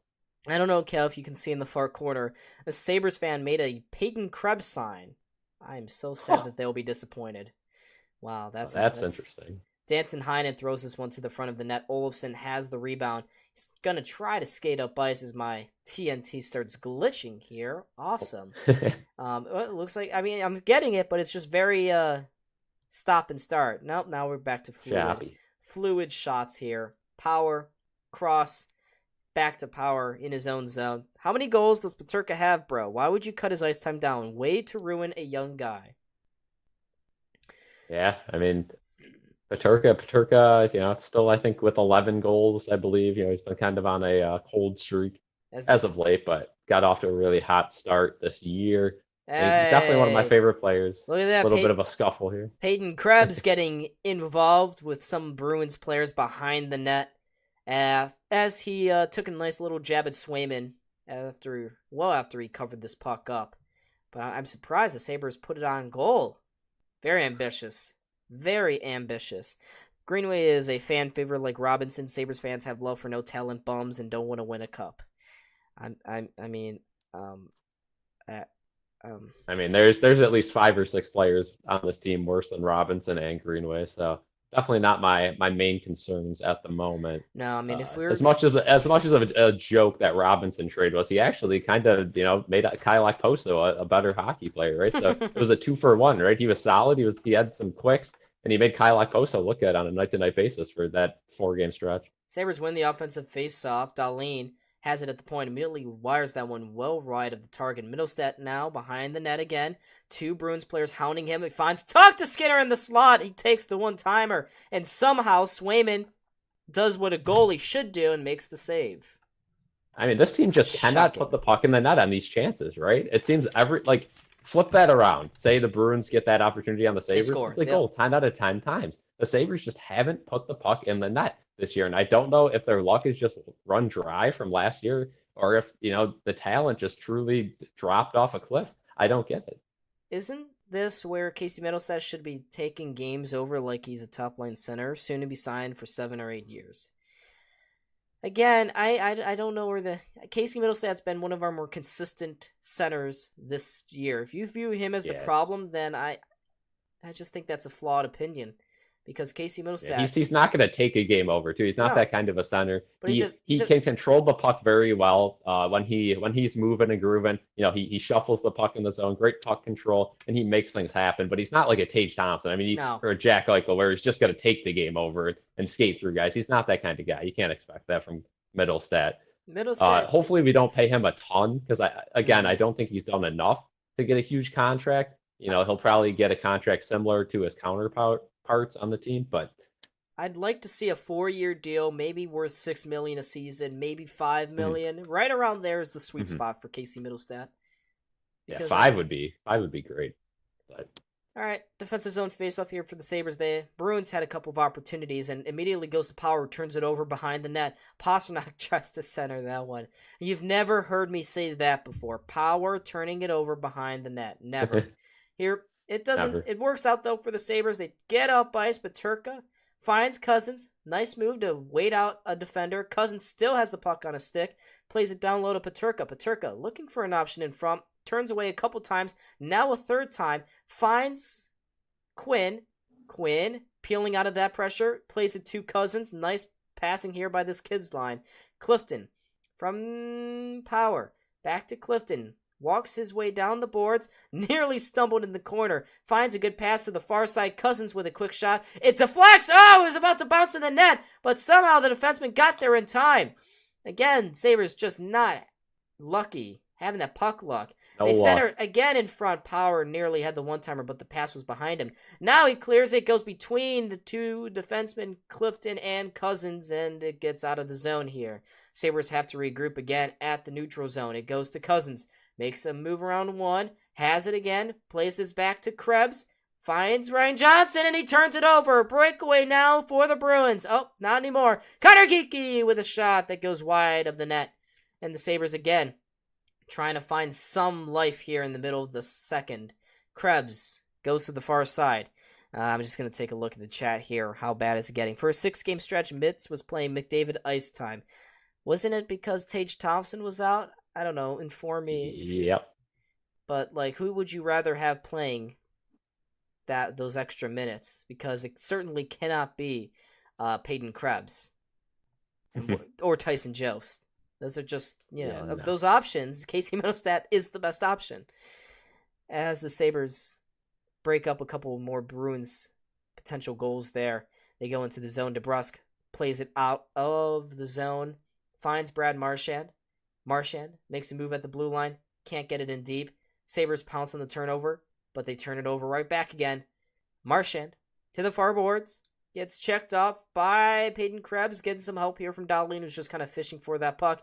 And now we got some more tangle up there. TNT wanted to really zero in on that. And here's Dan Heinen stripping the pocket of Dahlin, finds Carlo into the friggin' slot. Levi made a couple of stops. Now Carlo with another slapper. Oh, Jesus, this is so bad. Oh, my God. Somehow still out, not out of the net. Frederick now throws his one to the net. Dahlin picks it off, and now we'll skate this one to center ice. And he finds Greenway on the far side. And Greenway takes the shot. Easily stopped there by Swayman. Sabres trying to get on top of this turnover, but they're showing some more life here. Sabres work their way into the high slot. Tyson Jost had a shot blocked, and it deflects again out of play. Woo! We're getting shots on goal. Boston currently out shooting the Sabres 16-14 as TNT decides now is a good time to go to the... Wow. Just looking at that Cousins opportunity. A save by McAvoy on that one that you said bounced all the way up in the air. Very unfortunate sequence for the Sabres, but they're getting pressure, right? If you can make this a 3-1, 3-2 game going into the third, you have a chance for sure. Down 3 though, probably not. So you're gonna have to get some more offensive pressure. Hopefully, get another power play or two and get a goal here. But let's see what else the chat's saying here. Sabres went from a contracted defenseman before Don was here. He let them play like it was 3-on-3 all the time. That's how they won a bit last year, but it seems as how do we add defense again? Yeah, and you didn't. You did not add anyone that was defensively sound. You get Eric Johnson, who's slow, old, and not, again, in his prime, yeah, he was a defensive defenseman with some offensive upside, but he's useless now. Besides, what he can say to our younger guys, he just is useless on the ice. You get Connor Clifton, who is far from a defensive defenseman, right? So you don't help yourself out at all in the offseason of that category, which I wish they did. Keep the team together so we can miss the playoffs for 20 years. Yep, keep it going. Again, I understand the concept of keeping our core guys here, right? Last season was fun. All the guys like each other. I get it. Eventually, you're going to have to switch that up, though, because right now it's not working. Insane play by McAvoy. Yeah, just absolutely robbed it there. But again, that one... even if he did miss it with his stick, he was probably going to have another chance at it, right? It looked like it was going to land behind the goalie, not in the net. So who knows what would have happened if he missed it there. Could have been a goal, but definitely saved a close play there. Yeah, I have a team sheet here. I wrote down all the players' names for all the people. That's how I study up. And I'm just, while Kale was talking there, I'm just looking down the list. And I was checking off players that I think should not have a role in this team and should not have been on this team this season. And my tally is currently up to 1, 2, 3, 4, 5, 6 players, maybe 7 here. I do like Connor Clifton, how he's played, but here's Dahlin coming off the rush, trying to pull it back, take it toward the net. Doesn't get there. Boston takes it back again. They get it down the ice, and they'll have a breakaway, maybe. 1-on-1. Oh, it just slid wide of Devin Levi there. Good rush by Jakub Lauko, who's only got 0 goals this year. So, offensive prowess on full display here for the Bruins. Sabres doing really good, locking him down. Really scary. Boston turns it over right at the blue line. Sabres send a quick shot towards the front of the net. Swayman doesn't know where it is. Sitting right between his 2 legs there. But unfortunately, the Bruins did a good job of boxing everyone out. That'll bring up another faceoff. But at least the Sabres are showing some life. The problem is the Bruins are just too good at defense. Eric Stahl and And you can Taylor. blame the forwards this season all you want, but you look around the league, teams are not putting up 4 to 5 goals a game, right? And the Sabres are asked to do that every night. It just seems like they get in these holes, and sometimes they do end up scoring 6, 7 goals and they win the game, but you cannot be expected to do that every night. I get last year they did, but it's not sustainable at all. And again, I don't know. I don't know what's going on here. There's so many problems, and you're not going to be able to fix them all, but you have to pick out a select few problems to fix that at least can hold the fort together. Mm-hmm. Bruins clear this one into the Sabres zone. Sabres trying to get out of the corner with it. Peterka can't skate away. Zaka and more. Who is that? Morgan Geeky? Yeah, his brother is in the World Juniors right now. Connor Geeky. They do a good job to keep it in at the blue line there, and the Sabres may have an odd man rush coming the other way here. Sabres 2-on-1. Peterka missed a wide open net. Wide open. So for anyone saying that Peterka needs to get more ice time, oh Jesus Christ, Owen Power, oh my God, he tried to pass it back to Clifton, didn't work out there, but Peterka had a wide open net on the 2-on-1, and he flubbed his lines. That has to be a great summation of this Sabre season so far. And here's DeBrusque with a quick wrister right into the glove of Devin Levi. Yeah, what a pass by Quinn on that 2-on-1, and Peterka just handles the pass pretty well and just flubs the shot. Can't happen. That has to be a goal in this game. You gotta get at least one by the end of the second here, and you're running out of time. Okay, more to the chat here. Just want one championship in my lifetime. I will dish out my bank account for a Sabres or Bills championship. It's never gonna happen. I'm getting to that point too. And again, I'm far from an old man, but it seems like everything goes wrong with this city. I get it. We only have 2 teams. A lot of other cities have maybe 3, maybe 4. So somewhere it's going good. We're more fortunate than others. You can't complain. Though. We have the Bills, but right? Yeah. For the longest time, Seattle only had the Seahawks, and they still won 2, 3 Super Bowls during the Legion of Boom era. Good teams find a way to win. It's just that, I'm sorry, but this city is just, we are a loser sports city. I don't know what it is about Buffalo, but for some reason, Buffalo is always meant to be the bridesmaid and never the actual bride.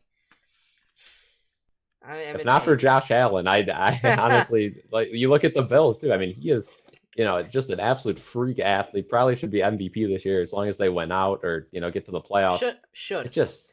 Hey, but it's Lamar. The vibes are with Lamar, Kale.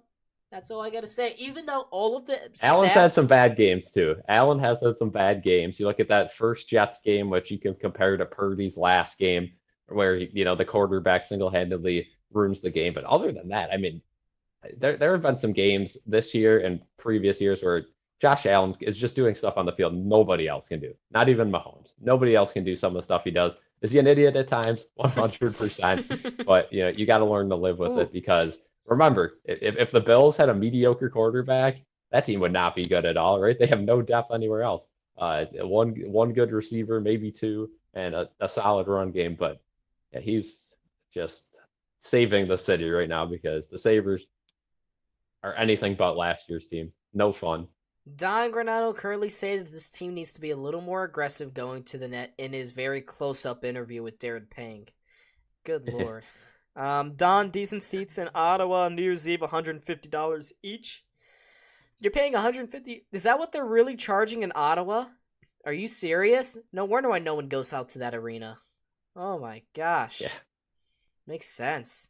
Because they're worse than the Sabres in my opinion. They have more talent on that team than Buffalo does. They bought in. Hey, I mean, Kel, we always complain that the GM did nothing as the Sabres get another opportunity in front. Cousins trying to send that one to the net, but the Bruins rolled over that one and blocked it out of play. But one other team that was kind of in the same realm as the Sabres going into this year, the Ottawa Senators. They also had a group of core, very exciting young players, but unlike the Sabres, their GM got extremely aggressive, and they bought in on Jacob Chikrin, Claude Giroux, Jonas Korpisalo to be their starter. And it hasn't worked out, so, I mean, maybe it's just not always, if the team bought in, then this team would be good, right? Because Ottawa is proof that it's not always the case. Yeah. If they didn't buy in, though, they'd be that much worse, right? I mean, their moves have definitely not worked out for them, but At least they tried something. I guess if you're an Ottawa fan, at least you tried. But now you're putting yourself back. Detroit, another team that's on the fence. They might be a good team. They might not be a good team. They kind of If that doesn't stumbled. work out for them, they're gonna pay as well. So Yeah, I'm paying for me brother and some family. Jeez. Wow, Sabeskis, that's a hefty bill right there. Um, Lauko trying to squeeze his way between a couple of Sabres defensemen. It doesn't work out. Krebs has it. Goes to center. Feeds it across to Olofsson, who then does a little bit more. Finds Cousins. Cousins to Johnson. Johnson sends one towards the net. Swayman couldn't handle the rebound. Krebs is there, and now, oh, his bucket comes flying off, and no one is trying to save him except for Kyle Okposo. And do you really want Kyle Okposo running into these fights? Nah. The Bills could have gotten Mike Evans instead of Watkins. They could have gotten Action Jackson instead of Josh. Hopefully the Bills win it all this year.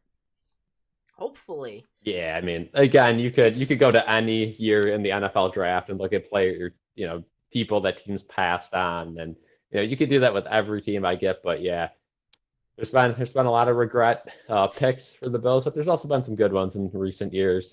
First round picks, not so much, right? Kaiir Elam activated today, which we'll see if he could finally live up to his hype, but Not happening. Offensive zone face-off here never know. for the Sabres. They get it to the point. It's with their defenseman, and I hate this camera angle that TNT is using right now. Middle stat. Horrible. It's the end boards. It's just so nauseating. The Bruins eventually get out of it, and they come up ice. How is that man winning that foot race? Frederick has it in the far corner, gets hooked around a little bit, spun around. I didn't see an arm raise there by the referee, surprising enough. It goes to the boards there. Van Riemsdyk gets to Frederick, who passes it along to Lowry at the point. He sends a little wrister towards Devin Levi. It's stopped. Clifton can't get the puck out of the zone. It's come back to Owen Power, and Owen Power holds it, looks around a little bit, trying to find an option up ice. He's got one with Alex Tuck. He's going to tip this one into the Bruins zone, and he's first on that dump in. Goes around to Skinner. Skinner to Dahlin. Dahlin throws this one around the boards. It goes back to Lowry. Lowry trying to feed it out the far side. Only man there, though, is Tuck. But Tuck has it nearly stolen away by Zaka. Good work by Joe to steal it back, though. That's got to be a trip, right? Yep. Yep. Another penalty to Buffalo. Wow. And they're That already one pretty blatant in the corner. The Bruins are already 2 for 2 on the power play tonight. One of them was an Eric Johnson goal for the Bruins, and the other one was Charlie Coyle. Again, this is a low for the Sabres, but as we saw with the Bills, as long as you're not out of it, you never know what can happen. You could always make a change like the Bills did. I'm not saying a coaching change. I'm not saying a big trade. I'm saying one of those. You're always a move away from potentially getting way better or way worse. You never know what could happen, but Sabres got to kill this penalty off if they want any chance to stick around in this one, because you go down 4-0 on the Bruins, you're not coming back. Not coming back at all. It's already tough enough. A kill here could get some momentum. So it's an opportunity for momentum. Look at it in a good way. Cal, you are too much of an optimist. I swear to God. This is the Sabres we're talking about. There's nothing optimistic about this team ever, except for last year. The end of last year, those streams were so fun. Bills, so fun. So nice. I remember those. We were going crazy. Oh, man. Bills went 17 years with no playoffs, so the Sabres had time. Ha. Yeah. Yeah. As Pasternak goes in on Levi. Levi makes the stop. It goes to the far side. Pasternak again inside. Look at them dance around us. McAvoy. Oh, an opportunity in front. The rebound is there, and it's in the back of the net. Again, Levi just ends up just flailing out of the net way too much. UPL does the same thing. Like, what are we doing in net? Like, again, they overcommit to everything. If we look at this goal here, he ends up way out of his net. Might be able to call this one interference. Definitely want to cross the line. I don't know. Let me know what you think on that replay. Is that interference? Knowing the Sabres' luck with replays, no. I mean, he gets pushed around a little bit there, flung around in his crease, but he kind of just dives himself back. I think this goal is going to stand. It's 4-0 now, Boston. And I want to shoot myself. Good lord. Yeah, I wouldn't mind. I wouldn't mind a challenge here for the Sabres. I don't know if that's the hold up here. Oh, and then I don't think. I Who's don't the think they're backup gonna. tonight? Who's the backup? UPL. UPL is the backup. Oh, good lord. That's horrible. Don't get any better with Eric. Yeah, I guess not. 4-0. And yeah, this one could get out of hand. This one could really get out of hand, like the Columbus game. It's looking that way. Why do we always pick the worst games to stream? It's just a joke. It is just a joke. Every single game is bad. I mean, the Boston Bruins, they were limping into this game. I said at Mm-hmm. pregame, if there is a time to get back at the Bruins, this is it. They've lost 4 straight. They've only won 2 of their last 8 games, and they're putting on an absolute clinic again. Again. Donnie Meeple doesn't even look upset about this poor performance. Yeah. I mean, no other team consistently just gets blown out like this, right? The Sabres have had some big wins this year. I get it, but They've just been blown out. and how does that puck end up in the net? That 4-0 goal there. Right? Again, UPL just way, or not UPL, looking like UPL. Levi just way out of his net there. And again, a bad angle shot, but you could just bank it off the goalie when he's out of the net like that. Yeah. Are the Knicks playing tonight? Is there some? They are, but they're playing the Thunder. So Never mind. Bad, Never mind. Yep. Hey, Kale. Only down 9. They're down 9. It's okay. They did beat the Bucks on Monday on Christmas, so it's good. Hey. Big Christmas win for the Knicks. So again, the Knicks are good. I think they're gonna have to make a trade at the deadline, for sure. At least for a center, because Mitch is out. Yeah, because Mitch is out. I mean, I was thinking a little bit about it. We're gonna get into some basketball here, folks. So the Sabres are just not interesting at all. You look at that team. Do you think Jalen Brunson is a superstar? Is he that number one guy that's gonna get you to 3 playoff series wins? I don't think so. He is. It's so tough. You need another piece. You need another piece, 100%, right? Because Randall is so hit or miss. He's just a buffoon with the ball sometimes. But for the most part, Randall can be a solid piece. He's very unclutch. But during those middle of the road games, he's a big player. Brunson is just so nifty with the ball, right? Some of those 1-2 moves, those mid-rangers, he's just complete lockdown. 3-pointer, is very good from him as well. When Randall's playing good and Brunson is solid, that team's unstoppable. Again, without Mitchell Robinson, you have to trade for a big. You cannot live with Hartenstein and Taj Gibson. It cannot happen. I love Hartenstein. He doesn't have the height to be a rebounding center, and Taj Gibson is just not an NBA player. Not an NBA caliber player at this point. Cal, do not hate on the GOAT Taj Gibson. You remember? No, I love Taj Gibson, but his last run with the Knicks 2 years ago was my farewell tour, and to see him back on the bench is heartwarming, but it's also disappointing. You're gonna have to trade for a superstar. Those David Risdale days were some of the best times to be a Knicks fan, and seeing Taj Gibson run his bum ass out there was awesome. I'm gonna get a Taj Gibson jersey, I think. How much do you think those things are selling for? I'd like it.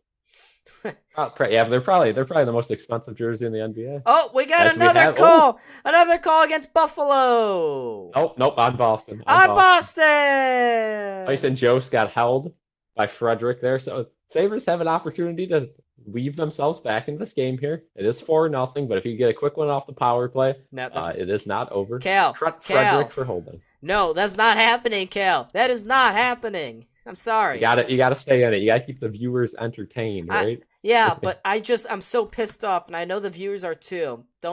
Let's not misconstrue the opportunity for the Sabres winning this game. It's not happening. It's just not happening. Power play, here we go. 2 goals real quick. Sabres right back in it. Maybe truth. Why the F is the 4th line on the ice so much? Charlie? That's the first time I think we've agreed. Darlene can't. These lines are horrible. Yeah, I'm so happy that we added. Oh, look at that! We turn it over in the neutral zone. Brad Marchand. Oh, he just got elbowed in the head, and he slumps down. That's okay. I hate that guy. And the Sabres ice the puck. Ah.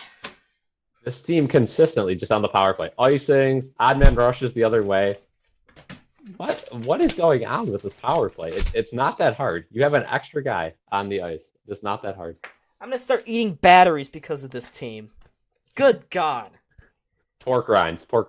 Oh yeah, well those are basically the same thing. Yeah. I was originally gonna go to the Sabres game on January 20th, but I listed them on Ticketmaster. This team sucks. Greenway no one's gonna buy those. I'm sorry, Sawyer. I don't know who is buying Sabres tickets up anymore. Greenway. They called that a penalty. Quite the late call. Yeah, but... I mean, so it was obviously Yeah.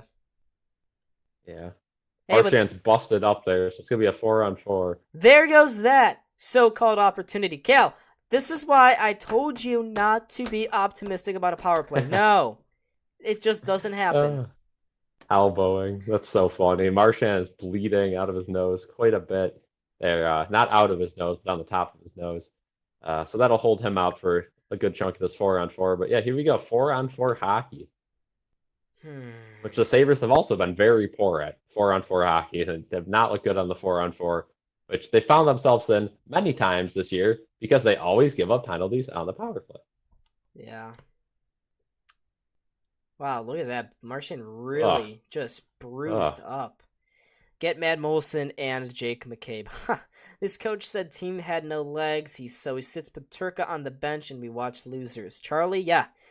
That is the Buffalo strategy, the Buffalo way. You know how the Steelers have their way of winning? The Sabres have their way of losing. And that is exactly the Sabre way. Plug an Okposo out there to get some speed, right? I mean, I have a series of skits coming out very soon that we recorded a couple weeks ago, actually. And finding the right time. Oh, Samuelson got slew-footed. Is that going to be a call? 4-on-3. Oh! The referee said yes. Yes. Wow. It's overtime hockey. This is Don Granato's area of expertise right here because we play like we're in overtime anyways. Charlie McAvoy goes to the box for tripping. Guys, if you don't want to see this anymore, if you don't want to see this, hands to the face. Bring him up. We don't want to see this anymore. Cal, let's do it together. Come on, 3, 2, 1. Yeah, we're protesting.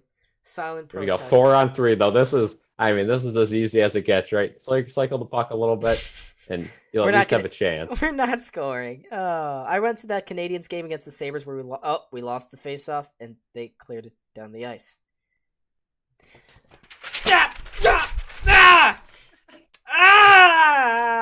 Olofsson is on the ice. Yes! The Sabres are 30th in the NHL on the power play at home. So, yes!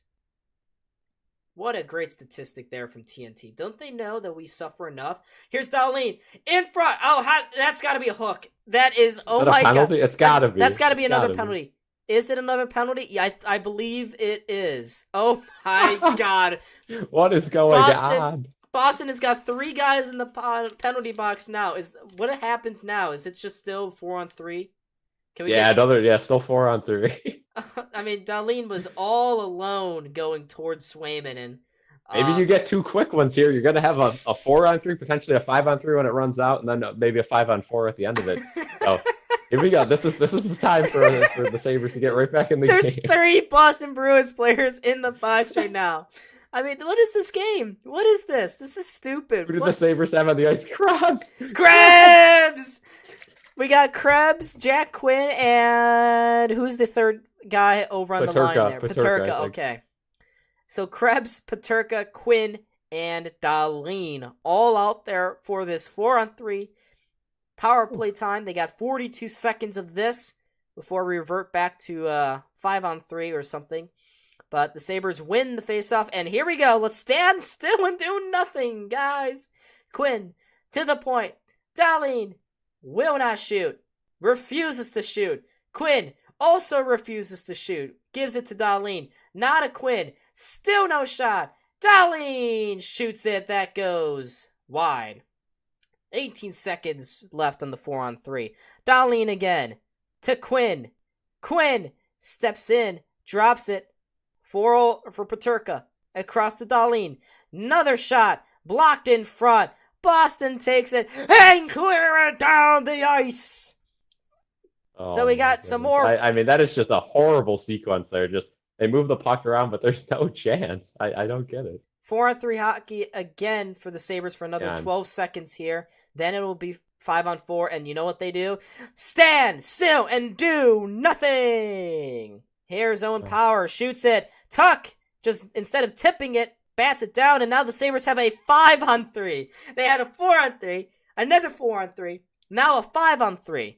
This is unbelievable. 20 seconds left on the 5-on-3, and it's still no shots on goal.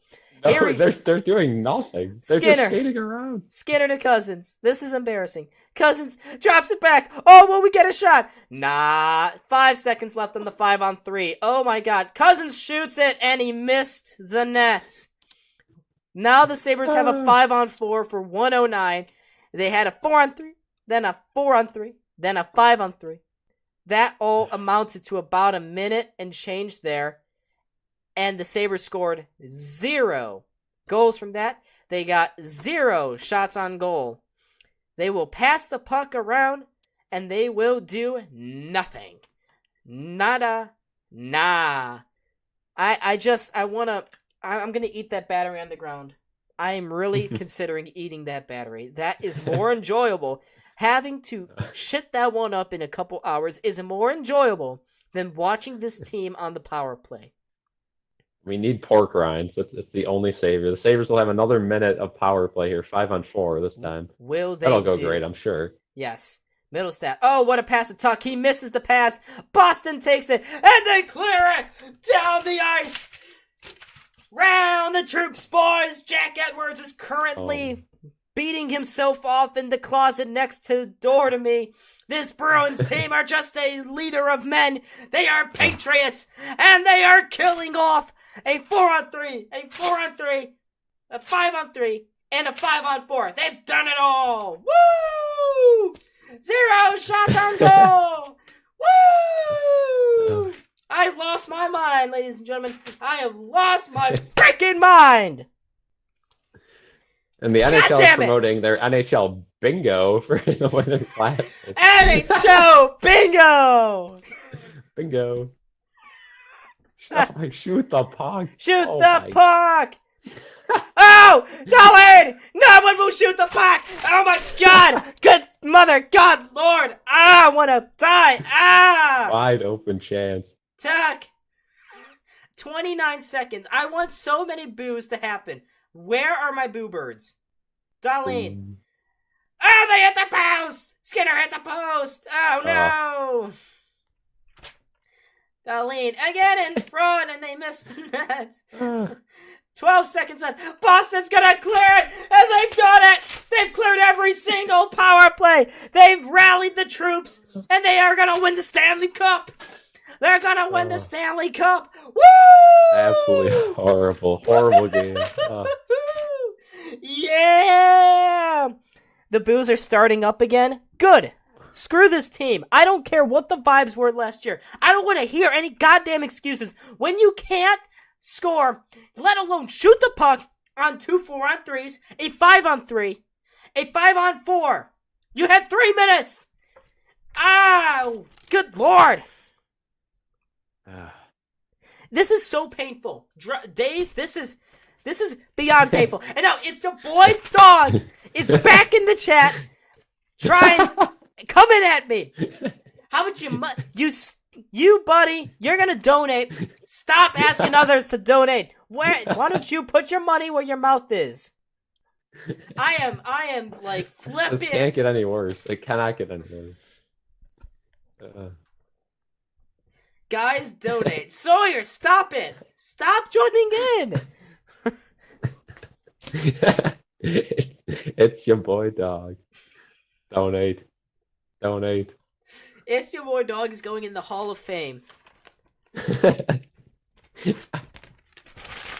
that. That's the Sabres team. That's a friggin' power play.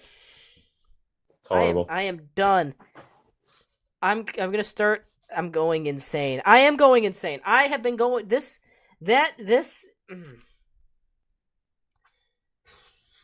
Cal. Yes, sir, you're fine. But it's your boy dog. You are not off the hook. Bringing a mic in here. Hot takes. Hot takes.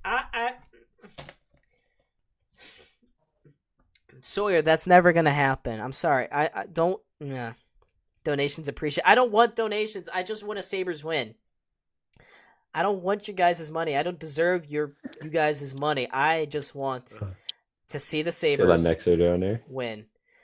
Kale's not even watching the game anymore. No, I'm in. I wouldn't blame you if you weren't. I wouldn't blame you if you weren't. Okay. Oh, I'm dialed. I'm ready for a goal here by either team. Kind of been a boring little bit here.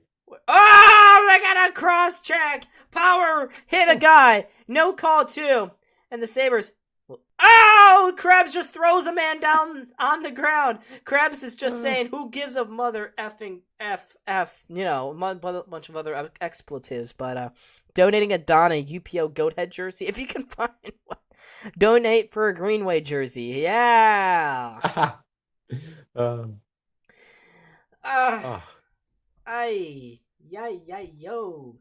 Oh, look at that. Set play. Oh, Quentin couldn't get there. 6 seconds left.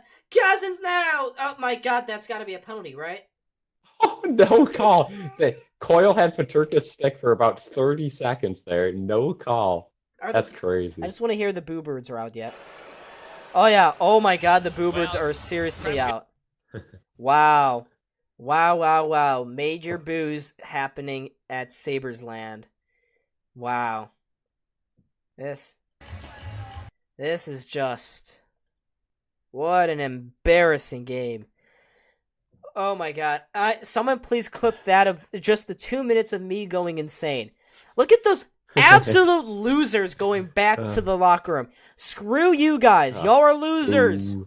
Losers, bye.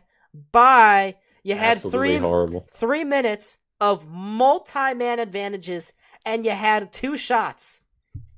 Don Granato, I really do think you need to be fired now. Goodbye. Please. Goodbye. Bring in Bruce Boudreau. It's gotta happen. Bring in Bruce Boudreau. I thought this was bad. I thought the tank was bad, Cal. But when we actually have expectations and still are just as bad as then...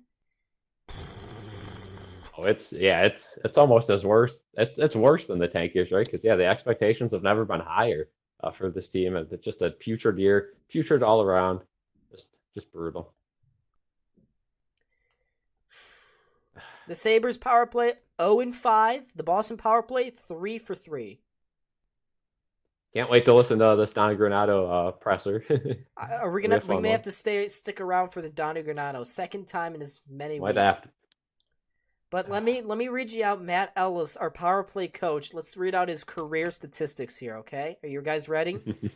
356 games played, 21 goals, 28 assists, 49 points, -20 plus minus. It's pretty good. Is there a rule where we can just keep declining power plays? Right. I'd be okay with that. I don't think I've ever been that mad on stream. There's been a lot of times where I'm angry, but that may be... It's constant. It is constant just disarray with this team. There is no, there is nothing with this team. Nothing is set up. There's no structure. There's no plan. I think that's the biggest issue with this team. They just go out there and they just hope, right? And sometimes they get the bounces and they, gel together, and sometimes they don't. And there's no consensus, right? I mean, there's no chemistry with these lines.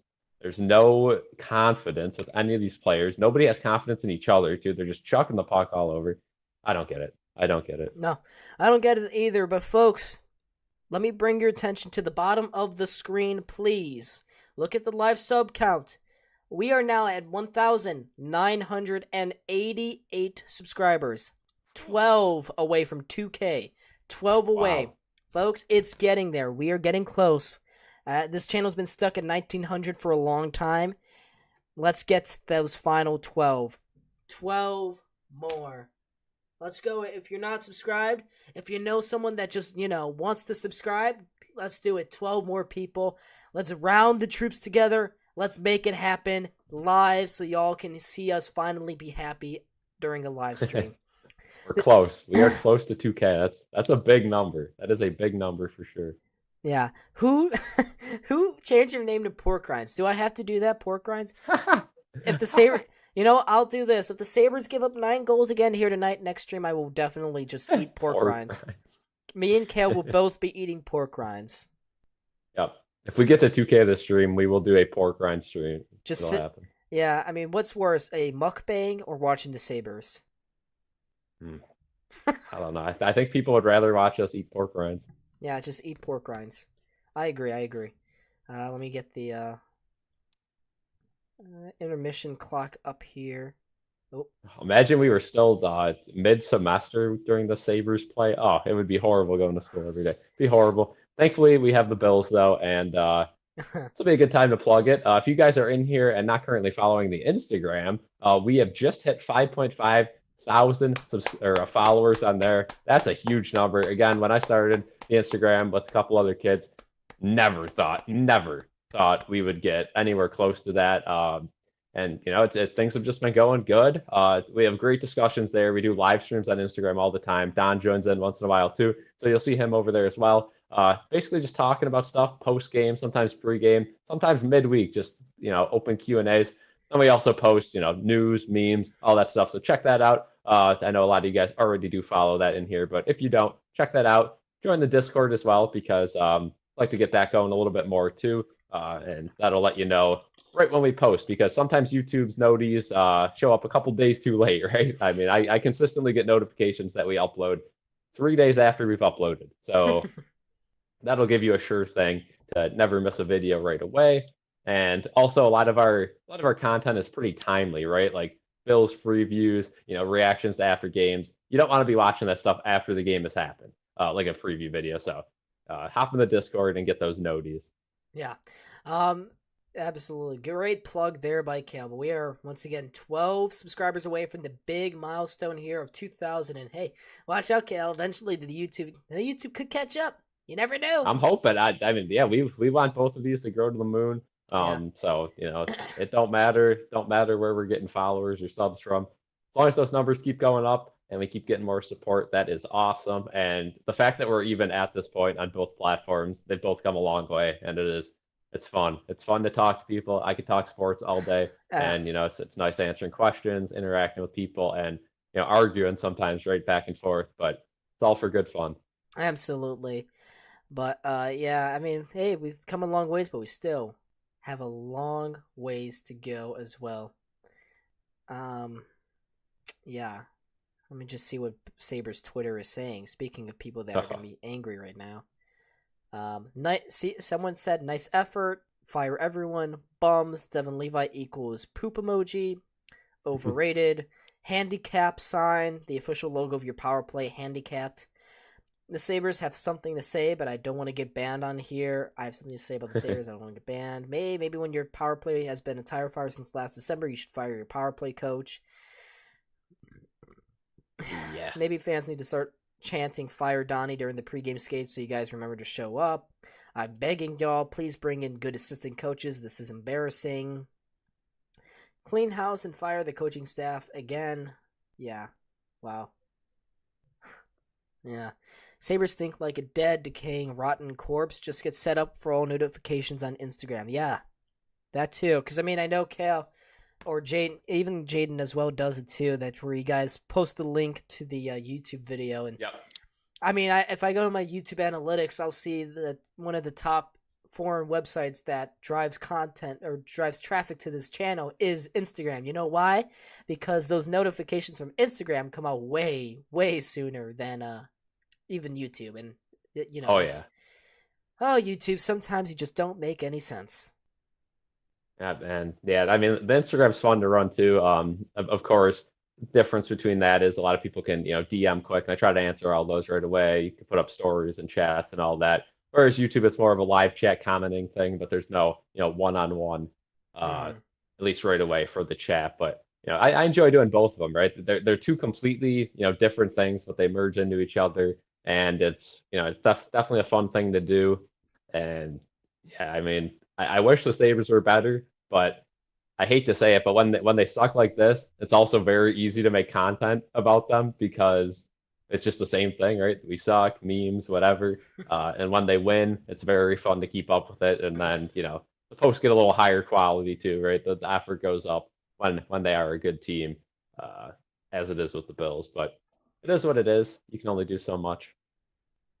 I'm gonna just show this up to the that will focus or not. It used to bother me a lot. Now I don't care. Cal, this is what I feel about the Sabres. Yep. Yeah, right. Like it's just again at this point, like I used to love hockey and I still do, but like these last couple of years, not so much last year, but again, I can't believe I'm at the point now where I just don't care as much. Like it sucks. Um, and again, that'll change when we start winning again. And it's not that I'm not gonna watch. It's not that I'm not a fair weather fan or whatever. Like I'm still watching every game every minute, but it's just deep down, there should be a lot more being done with this organization. And again, if the ownership and management doesn't want to put together a team or doesn't want to try in the offseason, why should I care? Why should I pay money to go to games? Why should I pay, their TV network to watch the games when I can watch them, elsewhere, to watch them at somebody else's house? It just, it just doesn't make sense. And I completely understand why that building's half empty every night on a weeknight. Who Yeah. wants to spend money watching a team that doesn't spend money on them for themselves and doesn't, there's no fan engagement. It's mind-boggling with this team and how different the two organizations are. One of them, Terry Pagula, is just not aware. He's not there. He's not, anything. But here, Terry's all over it. And look how the team is doing. I'm so happy. I kept my love for the game of playing it myself. Yeah, same for me. That's how I grew up and became to love the game.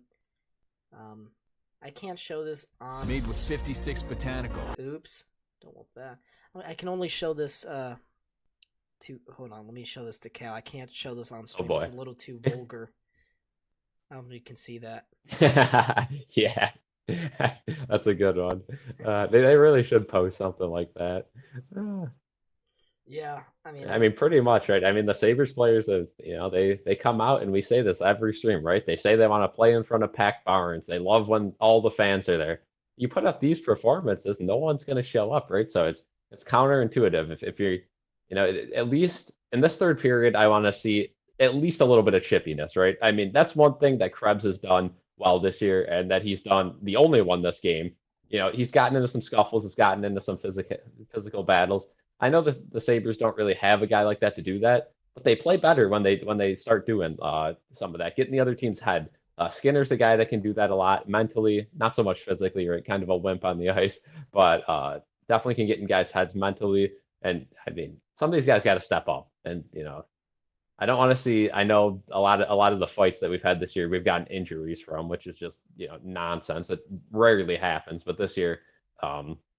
Clifton got banged up. Cousins was out for a couple of games with a fight. It seems like Eric Johnson was good from his, but usually guys don't get injured from fights. Usually it's just, bruises here or there. I'd like to see at least a fight in this third period. Like, show some heart, show some effort. They're just coasting out there. Yeah, and they're coasting. I just want the pain to end. When will the pain end? Is it ever going to end? I just don't see an end in sight. This team goes, I get pissed off when they start saying fire Donnie. Well, what do you want us to do? Just sit there and sit silently while you guys keep screwing up and wasting all of our time? Right? Right? Like, whose fault is it? I just don't get it. Sabres' home record has been terrible for years now. Yeah, it has been. Everyone except Greenway is total wimp. Did you say wimp? Whole team, yeah. I mean, it's bad. Why does it every single stream I have to be put in a position where I have to defend Jordan Greenway? I don't particularly care for Jordan Greenway, yet I always find myself defending him. Right? I don't really care. Again, if this chat wasn't so divided on him, I wouldn't pick a stance on him at all, because I don't think he's a make or break player. But I don't think he's bad. I don't think he's great, but I think he's not someone we should be talking about, because there's far worse players. And Yeah, I mean, the fans have been put in a horrible spot with this team. Again, if we didn't do this whole thing with Buffalo Sports Center, we would not be watching every Sabres game. There's no way I would. I mean, I love hockey, but again, there comes a time and place where you got to do other things with your life. You gotta live a little bit. And watching this team, is just it's just a waste of time sometimes. I hate to say it, but until they start to put some more effort in, it's a waste of time. And I'm so glad the Bills turned it around because, again, the city would be up in flames if the Bills didn't. I mean, imagine having two horrible teams after both teams coming into the year were supposed to be. This is supposed to be the year. Both teams make the playoffs. You almost had that where neither team makes the playoffs, and that's still a real possibility. Hopefully, the Bills can clutch it up this weekend and we can relax a little bit. But it's bad. Oh, yeah. I mean, sir, yeah, we read your thing wrong there. Don't worry. We but it feels like Greenway is a very divisive player on this channel. Look at that. Oh yeah, Pittsburgh is up 6-0 on the New York Islanders after this two periods. Wow. And the Senators just came back from a 2-0 deficit. They now lead the Toronto Maple Leafs 3-2. Wow. Yeah, and the Sabres, they are down 4-0. 20 more minutes to go. I expect a high-scoring third period, Cal. 5-4 for the Sabres. That's my prediction here tonight. I think the Sabres are going to win 5-4. I also expect 5 goals in the third period because I think things are going to open up. I think the Sabres they obviously have to be aggressive. Not quite in the Sabres' favor there. I'm going to say, let's say 4-0 now. I'd say 2 apiece. So we'll give them 6-2 to end the game. That's how it worked out last time. Bills can clinch this weekend, yeah, and I will make a video. I don't know if Cal wants to be on the video too. I'd love to set something up with you, buddy. But talking about the Bills and their playoff opportunities here, where they can go from here. Just all the scenarios. But you know what's been bugging me out? Not just the Sabres, but the ESPN's playoff machine has been being stupid. It's down. It is down, and I don't know if they fixed it yet, but these last 2 days it's been bad. Which kind of, this is kind of the time of the year where that thing becomes. Oh, it's back. Okay. Yeah, it is back. Yeah, there's a thing we posted on our Instagram story that has all of our scenarios. I think Schefter tweeted it out as well, so we can use that if we end up doing a video talking about all the scenarios. But again, there's 7 scenarios, and I think 5 of them are Bills tie and this happens, which I don't think we're going to tie. So I think there's really 2 scenarios this week, 2 or 3 that could happen. And I think one is pretty realistic. Not to get too ahead of myself. Yeah, we'll discuss it all in the video coming up. But yeah, Bills surprisingly have a lot of leeway this weekend. I would say they only need to win one of these next 2 games to probably make the postseason, which, 2 weeks ago, no one was saying that. We thought it was going to be... Yeah, no. But this past weekend's results, you couldn't have asked it any better than what we got. Yeah, 100%. We knew winning out was going to be, we were going to be in either way. But yeah, this weekend's results really gave us leeway. If you lose to the Patriots, you're right back on that edge, though. But if you beat the Patriots and leave it up to the Miami game, even if you lose that, you should still be good. Even if you don't clinch this week, because there are a lot of other ways. I'd assume if we don't clinch this week, there's going to be Bills loss plus Cincinnati loss in, Bills loss plus Steelers loss in, Bills loss plus Jacksonville loss in. At least 3 or 4 of those where we'd slide in.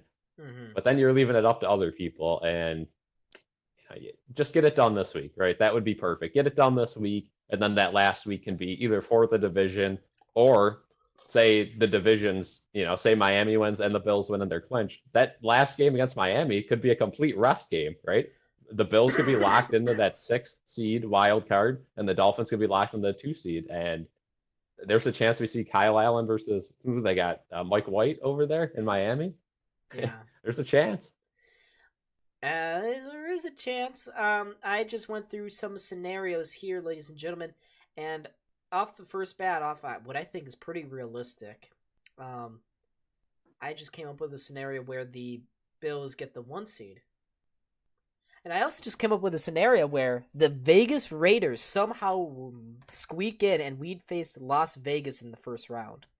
I don't think the Bills can get the 1 seed though, so I don't know how you're doing that, but I think it's a The 2 seed. 0% chance. I Okay, yeah. say I'd have the Ravens the 1 seed, Bills 2 seed, KC 3, Mhm.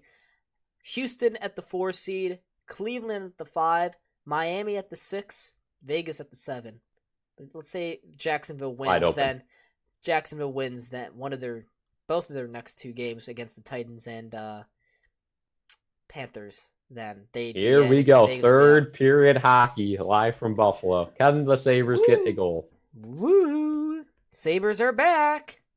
And I mean, last time thought the Bills couldn't get the 1 seed. Yeah, we can't. Did I say? Yeah, Did I accidentally say they get the 1 seed? Is that why you said something? Yeah. Oh, Yeah, my if we bad. win the division, it is guaranteed the 2 seed, nothing more, nothing less. If we lose the division, it's probably the 6 seed, Against maybe KC. the 5 if Cleveland loses out. That's I wouldn't Maybe the 7, but probably the 6.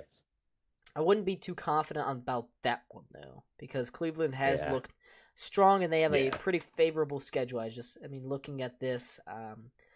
Browns finish off the season actually tomorrow night against the Jets. They should win that. And then at Cincinnati, which you never know. Cincinnati could be playing for their Go either way. lives. They could be playing for their lives. So And the Browns could be resting people if they lock in this weekend at 5. So yeah. So another reason the Bills cannot be hesitant this week against New England, because you never know what Week 18 brings. A lot of teams could be resting guys. The Ravens could be resting guys to give the Steelers a free win, and that would screw over the Bills too if they're not locked in. So gotta get it done yourself if you're the Bills. Yep. Just win these next 2 games and you're gonna get the 2 seed. Well, maybe. Ooh, good opportunity in front for Boston. Another shot.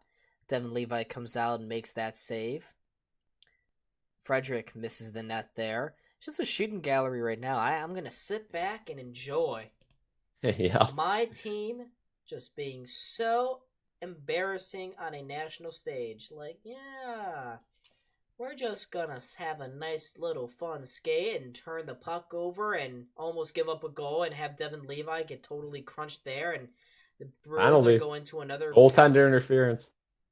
So delayed call here. Theoretically, if you want to come back in this game, got to score a goal every 5 minutes. So Sabres will have a quick power play here right off rip to get that first one. Surely this power play will get a goal tonight, right? It's only 0-5 tonight, Kale. Only 0-5. It's going to be 0-6 in 2 minutes. Samuelsson not been good this year. Again, another major disappointment. He's under contract for a long time too, so hopefully it's just those nagging injuries that's hindering his play and not his actual talent level. Because Samuelsson was good last year. There was that stat last year in the beginning where they were 0-10 without him in the lineup, and significantly better with him in the lineup. So he's definitely an important piece of this team, and him struggling is definitely a main cause for the bad start. Mm-hmm. All right, Sabres, their 6th power play opportunity of the game. Only 6. And Olofsson is out there because Cal, you're supposed why to not, right? Yeah, I was gonna say, Cal, you got to fill in the answer there. I didn't have any. Didn't have any. As Middlestat. There's no other explanation. Look at that. The Sabres just turned the puck over again, and it's cleared down the ice. The Sabres have scored on 10% of their home power plays this season. And they turn it over again behind the net. Bruins, though, sloppy with the puck. The Sabres, though, were like, we're not gonna let you guys be that embarrassed. Oh, they just kept it in the zone. That was cute. Hey, Skinner. Still has the puck. To the point, Dahlin with a shot. That's saved. Middlestat on the far wall, tied up there by Pavel Zacha. He's just holding on to a stick right now.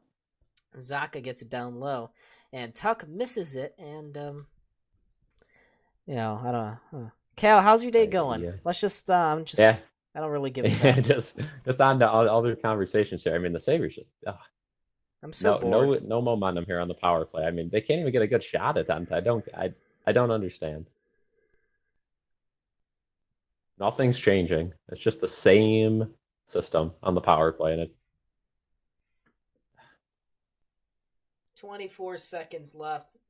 Oh God, Bruins, that almost resulted in a short-handed goal there for the Bruins. I'm not even, it just, folks, don't even ask. It was I don't know, stupid bounce that went off the end boards. And Yeah. Cousins has it here in front. They hit the outside of the net. Quinn. And that power play's over. It's like it never even existed. Great job. I'm so glad that Matt Ellis has got to feel good about himself, right? It really does. I mean, people get fired if they do their job as bad as he does, and they're unemployed in a bad market, and he's sitting there probably making a couple $100,000 a year. For what? To have 10% success rate on the power play at home this season in a playoff expected season. A true mastermind at his craft. I mean, he's a Robert Kraft at his craft. I mean, just overly good at it. I mean, maybe I should instead of having the scores up on the screen there, maybe I should just have the special team statistics for both teams. 0-6 for the Sabres, 3-3 for the Bruins. It's 4-0. Shots are 21 apiece. 21 apiece. That tells you how this game's been going. Just embarrassing. Nothing from anyone. Not getting outplayed like that. Just yep. Just a whole no lot production. Of pain. Whole lot of pain, Cal. Ay. I mean, I just don't understand why the Bills really want to do this to us. What's their end game here? Do they find it cool to torture their fan? Oh, they just scored. Eric Johnson. Yep. One of these two. The Sabres, if they're on pace, they have for every 5 minutes. They took 5 minutes and 11 seconds. So decent enough, right? So there's your first one of 4. Eric Johnson, I don't know if that hit Tuck's stick. I don't think it did. We'll have to take a replay here. Yeah, it looks like it just went right into the net. Yeah, I didn't say anything. I was looking at the Bills, and wow, that's fun. Eric Johnson scores his 3rd goal of the season, a true gunslinger at the point, and the Sabres with the crucial 5th goal of this game to get within 3. I'm proud. Anything's possible, right? I am so proud. Here's Tuck. Spins around, finds Middlestat. He goes through the neutral zone. Goes far side again. It goes between the legs of 2 of his teammates. Bruins, though. Don Granado is dancing. Don is proud. Let's go. A little Macarena there. Yep, we're just so happy. I didn't even put up the goal horn for that. If it was anyone but Eric Johnson, we might have gave him a pity goal horn, but oh yeah. Here we go. The Sabres into the zone. Middlestat looking for a man. Tries to dance between Marchand, but he strips him of the puck. We'll get out of the zone and get it down the ice. What's the shots on goal? It's 22-21 in favor of Buffalo. And we are losing 4-1. So you tell me how that makes sense. Here's Paterk at the side of the net. Plays it somehow to the point for Samuelson. Now to Quinn, and he missed a wide open net. What a chance there for Quinn. Just couldn't put it in. I thought he had it for a second. And Quinn centers that one again, and it missed. And now the Bruins have a wide open option. Frederick, saved by Levi. Good save there for Levi. Keep him in. And that has got to be one of the worst turnovers I've ever seen. A no-look pass through the middle of the ice. Levi still made the save despite that. Cousins leading the rush the other way. Finds Quinn. Quinn keeps it at the blue line. Saucers it across ice to Paterka. He misses it. And, hey, guess what? Casey Middlestat has his vintage assist. Oh, look at Kyle Poso dancing. Drops it back. Saved by Swayman. What a chance there. Should have been a trip on Buffalo. They didn't call it.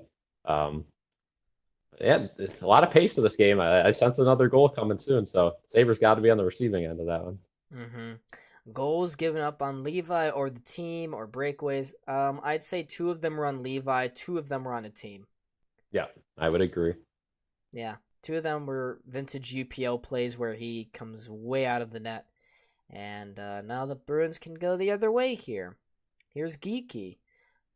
Geeky goes cross ice, had a trailer pass option. Didn't click, though, cleanly for Carlo. And the Sabres and their goat heads magic get it out of the zone. You'll love to see Definitely it. have cooled off this year, the goat heads. No. The magic is still there. Magic the Gathering. They feel evil. They feel so evil in these jerseys, Cal. Oh yeah. Here's the Sabres, again trying to go up ice. Krebs stumbling over himself, all alone on this rush here. Bruins easily get it out of the zone. Here's Eric Johnson spinning around now. Drops it. Sabres play between a couple of guys, and Skinner has it, trying to go between the legs. Did someone tell me that Skinner is not a great passer? But he did do something really good there. Drops it back. Eric Johnson for 2. No. He took it to the net, but actually got blocked in front by the stick there of Swayman's teammate. It's now Tuck in front, all alone. Owen Power just missed. What a chance from Owen Power. Couldn't hit the net. He just missed the openest of open nets. How many times? Sabres are buzzing right now. They so close. Tuck misses. Again, you get down in this sort of hole and you got to put all the pressure on. UPL. No, it was all Levi. All of it was Levi. Yeah. I mean, it's just I just can't do this anymore. And swear to freaking God, if you start spamming in my chat, you are getting blocked instantly. Get them out. Get them out. I hope you know that. Yeah, Real Deal Prime. He said vintage UPL like say or goals against because he did what UPL would have done and just flailed out of the net. Yep. All right, Darlene dances around one, takes another shot, doesn't make it through, and it's a breakaway. Brad Marchand is in. He's stopped by Levi. Wow. Good save and good chase down there, but yeah, now you're starting to run out of time for sure if you're the Sabres. Yeah. And now it's a 2-on-1. They just missed. Charlie Coyle going for the hat trick there, just missed. And now, look at this. The Sabres just don't care anymore. They have put all of their eggs in the offense basket. Which is what you got to do at this point in the game, right? Yep. They got to cop. They got to do that. Yep, I was getting rid of that guy. I mean, just ridiculous. I just looked at his name, too, and I was... Yeah, got to get rid of him. Danton Heinen alone in front. Missed the net. Here's Owen Power now. Is going to ice the puck. Real Deal Prime, you ask if we had any power play chances? Well, we've had power plays. I don't know about chances on the power play, but yeah. Real Deal Prime, the Sabres are 0 for 6 on the power play. The Bruins are 3 for 3. That's the story of the game. Mm-hmm. And if I let me click here on the power play, the box score, power play or the face-offs. Well, the NHL app does not tell me, so that's really cool. Thank you for that, the NHL app. No blame on Levi. Not much. Sabres alone in front. Okay. Cousins and Quinn. Neither of you can do anything. Boston ices the puck here. 8:40 to go. Yeah, I mean, Levi had a couple bad goals against, but he's definitely kept the Sabres in the game here because out of those 23 shots Boston had, I guarantee you 15 of them were high-quality shots. So he's kept them in it. High-danger chances. A couple odd-man rushes just, within the last 2 minutes that he's kept them in it. And the Sabres have had a lot of chances, too, in this third period. Unfortunately, only able to put the puck in the net once so far. They could easily have 3 goals this period, though, from what I've seen. Mm-hmm. Could easily have that, but life is not happy to this team. It's not merry. It's not a Merry Christmas. Here's Owen Power. Drops it back and turns it over, and now the Bruins have a breakaway. Pasternak stopped again by Levi. Another Big save by another big save by Levi. So Levi's getting some, at least he's kind of saving his performance tonight with some great saves here on the odd man rushes. I'm just so glad that Owen Power has brought his A game this year. Oh yeah. Here's Darlene with a scintillating takedown of the puck over at the near boards. Nobody with him, though, and the Bruins easily throws this one back out to center ice. Seems like Tuck hasn't had a lot of ice time. Well, Tuck hasn't been very noticeable here tonight. He's been pretty dog crap. Yeah. Yeah, he's had a couple of good rushes, but other than that, not much from him. Yeah, Boy. I mean, maybe we have to see what happens or I'll have to check out the box score after the game to see if I'm right or if you guys are right. Not a lot of sleep for Tuck. He's a new dad. That's true. I just hope he's a better dad than he is a hockey player right now because he's just not playing good. Here's a Poso. Yeah. Kyle Okposo. You expected better? Better? I did too. Real deal. I did too. Here comes Buffalo, though. Connor Clifton sends it across. Dumped into the zone by the Sabres. Bruins again will ice that puck. Unreal. Next 2-point game, though, in the third, so that's something to keep our eye on. Yeah, Benson too. Yeah, Benson's been unnoticeable tonight for sure. Yeah, I forgot about Benson. But we can't complain about Benson, though. He's been a top 3 player on your team pretty much each and every game of the year, and that should not be the case, right? 18-year-old I shouldn't say shouldn't. He should be on the team. Was supposed to not be on the team to start the year, but played so well in the preseason that he earned a spot. And I mean, he's really played good this year. Look at Eric Johnson putting on the moves there to keep that Boston player away from the puck. And now look at Cousins turn that thing over. Wow. And now the Bruins are going to ice the puck again. What the hell are they doing? It's your boy Dog. Oh, he's back in the chat. Donate. Trip Tuck, the next Sabres superstar. There's just... I'd hope so. I mean, again, they continuously say they're a young team and they still got time and they'll figure it out, but you're not. I mean, again, how many years are we going to waste of Darlene's prime? How many years of Tage Thompson are we going to waste? By the time this next generation of prospects gets good, all the guys that are good right now are going to be gone or washed up.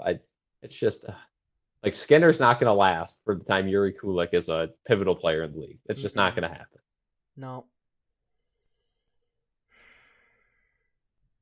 I just want the pain to end, Cal.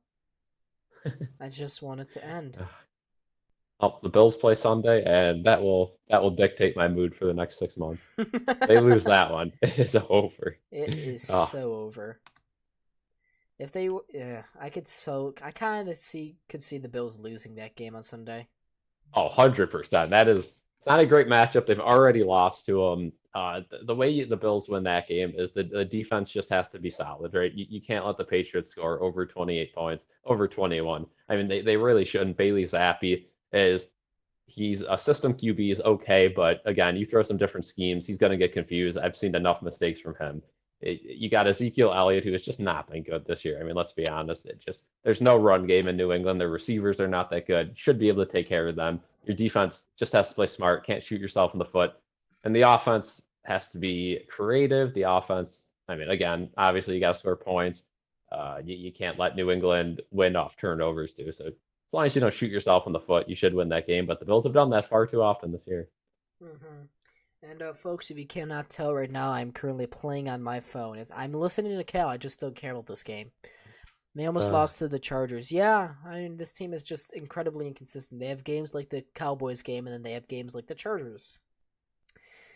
That's this team. Yeah, and Owen Power's been bad, Coyote, but the good news is Darlene was also pretty bad his first couple of years, so still got time on him, still young, and has all the physical tools to become a very good player. It's just, I think the main thing with him is confidence, because we see when the game opens up a little bit and he's involved in the offense, he's a good player, right? Like he can contribute both ways, but I think he's just he's so mentally behind that he has to he gets stuck so many times in the neutral zone of not wanting to commit to the offense. And that's where somebody's got a mentor. A coach has to be with him, kind of like they did with Darlene, where they're like, dude, just play your game. Like you can do it. Give him the reins. And you can see Darlene just doesn't care about anything anymore. He's skating with the puck, doing everything he wants to. And he should be. He's that good of a player. And Power's not going to be that good of a player, but I think he's going to be close. So he's got to really get some confidence going, like he had at the end of last year. I mean, Power went on that nice streak of overtime goals where he was confident. He was skating the puck in the zone, taking shots. This year hasn't been the same. Well, Tang becomes the first defenseman to score 5 points in a period. Wow. And folks, make sure, most importantly, over the Instagram and YouTube, join our bunches. Yep. Yeah, the bunches group chat. That's a big one. 24 people in it right now, including me, Cal, and Jaden, and you guys can join it too for free. Exclusive chat that most certainly gets used every day. Oh my God, Levi missed that glove. With that one in. Oh boy. If that went in, I swear. 5:30 to go. Hopefully it goes by quick. Yeah. Cal, what's your favorite season? Fall. Fall. Why the fall? What about you? Fall. I think the fall it just got the best weather, right? You got that football weather. It's sunny out. There's a little bit of shade. You got a nice little breeze. It's not too hot, not too cold. I think it's perfect. Yeah. Well, I have to disagree. I still think it's the springtime because spring. Yeah, in the springtime, that I don't have to watch the Sabres. That's true. That is very true. I mean, you can the say thing about the spring is, it's kind of that's kind of an L for sports. Yeah, I mean, you can choose to watch the Sabres, but I just choose not to, and I feel like that's a huge win for my self, my mental health. I choose not to watch this team as Paterka and Cousins both overskate this puck. No, Cousins trying to go to the outside, putting a shoulder down, takes it towards the net. It stopped and it missed.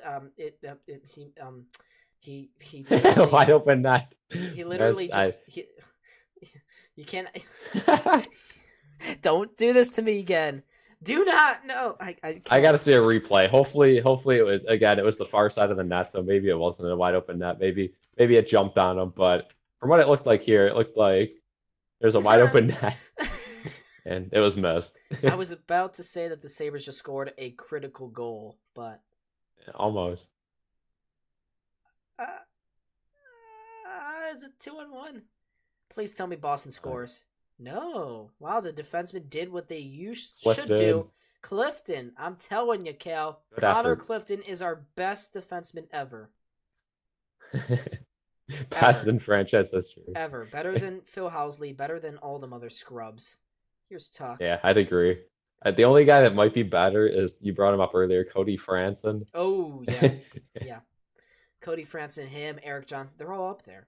They're just all up there.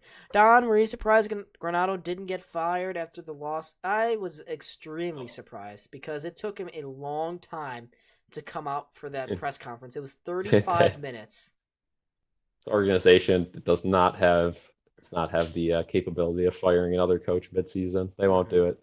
And then the media, I thought there were some tough questions. I was kind of surprised that the media asked as tough of questions as they did because they challenged them. They really did. Oh, Tucky, no. We should trade for Risto? Maybe. Hey, look, Alex Tuck. How you doing, bud? Oh, Tucky. Tuck. He's been really good this year, Cal. He's got, 2 goals or something? Yeah, he's got... probably 8 goals, actually. I don't know. Not great, but again, far from our worst player. Donate for donate $100. It's your boy Dog. Your turn. It's your turn. It's roulette. It's roulette. It's your turn. Should I get a roulette machine up on the screen and just have It's Your Boy Dog's name on it, and then? Yeah, if it lands on what's going on, Gabby, it's Don, how's video games going? Yeah, what's the status on those? All right, so I brought the PS4 home, right? I brought it home for winter break, and I realized that if I want to play with friends, then I have to get something called PS Plus. And I have taken a stand against those clowns at EA Sports and PlayStation and Sony. Xbox and Sony. I chose not to get PlayStation Plus, and I also chose not to get any other video games. So when how much is PlayStation Plus? I know I think Xbox Live is $60 for the year. I think it's PS Plus cost. It is $80 for 12 months. For 1 month, it's $15. So yeah, Xbox raised their price. Gabby, what's going on? Yearly membership. Xbox is still at like $60, maybe 50, so a little cheaper there. Good stuff. Good stuff for Xbox. Another victory for Xbox in the chat. Yeah, I'm gonna have to go over to Cal's house and bombard him. And good for you, not good, not good for you. Why would I be? And we might have to have a Bills watch along for that Dolphins game if it's a meaningful game, and do a farewell. Oh yeah, farewell, old friend. I don't think I got rid of that stick. I believe. You said farewell to your old friend. I did. I finally said farewell. Oh, the Sabres have pulled the goalie. Oh, great. It's going to be 5-1 soon, folks. See, this is good. The Sabres are a significantly better team with the extra attackers. This is a good decision. It's a proven fact. Another stinker of a game. What are you talking about? Bro, get NHL 24. Sawyer, I just don't want to spend money. I don't like spending money. Oh my god. It's $30 on the digital version. I don't know about NHL 24. I played a good amount. It's fun for a little bit. It's not fun for a little bit. But it's definitely our most consistent game we play right now. So that's good. Madden sucked this year. I will say that. So NHL beat Madden. I cannot wait for NCAA football to come out next year. That is going to be a blast. Yeah. I just want to get EA FC 24. That's what I've been looking forward to for a long time now. I got FIFA 14. I could sell it to you. I have FIFA 17. I'm one up in you. I got the disc. That's the only disc that I brought home. Unreal. As the Bruins shoot it towards the empty net, it's blocked by, I believe, Dahlin there with the knee. Dahlin's limping. He's hurt after blocking that one. Yep, I'm so glad that he put his body on the line in a 4-1 crucial game against the Bruins that we immediately turned over, and Dahlin just blocked another one. Oh my goodness, Dahlin, he's just maybe our goalie's been playing defense all along. I think so, Cal. 2 for 2 from Dahlin there. He's got 2 saves. Could you say the same about UPL tonight? Nah. No, UPL's got 0 saves, and Devin Levi only saved 1 of his first 2 shots. So Dahlin better save percentage than anyone. Yep. He gets hurt. Did he get hit in the? I think the knee and then the elbow. And look at him. Yeah, right in the shin there. Yeah. Yeah, that one stings. Ooh, off the inside too. Now Dahlin is. Don't get Madden. I was thinking about getting Minecraft, but the only reason to get Minecraft is to play with buddies, and I still don't want to pay for PS Plus. Minecraft. Roblox is free. Fortnite is free. I do have Fortnite. I can play Fortnite. I can play Fortnite. The OGs. Another day, another victory for the OG. Hey, I can play as Peter Griffin.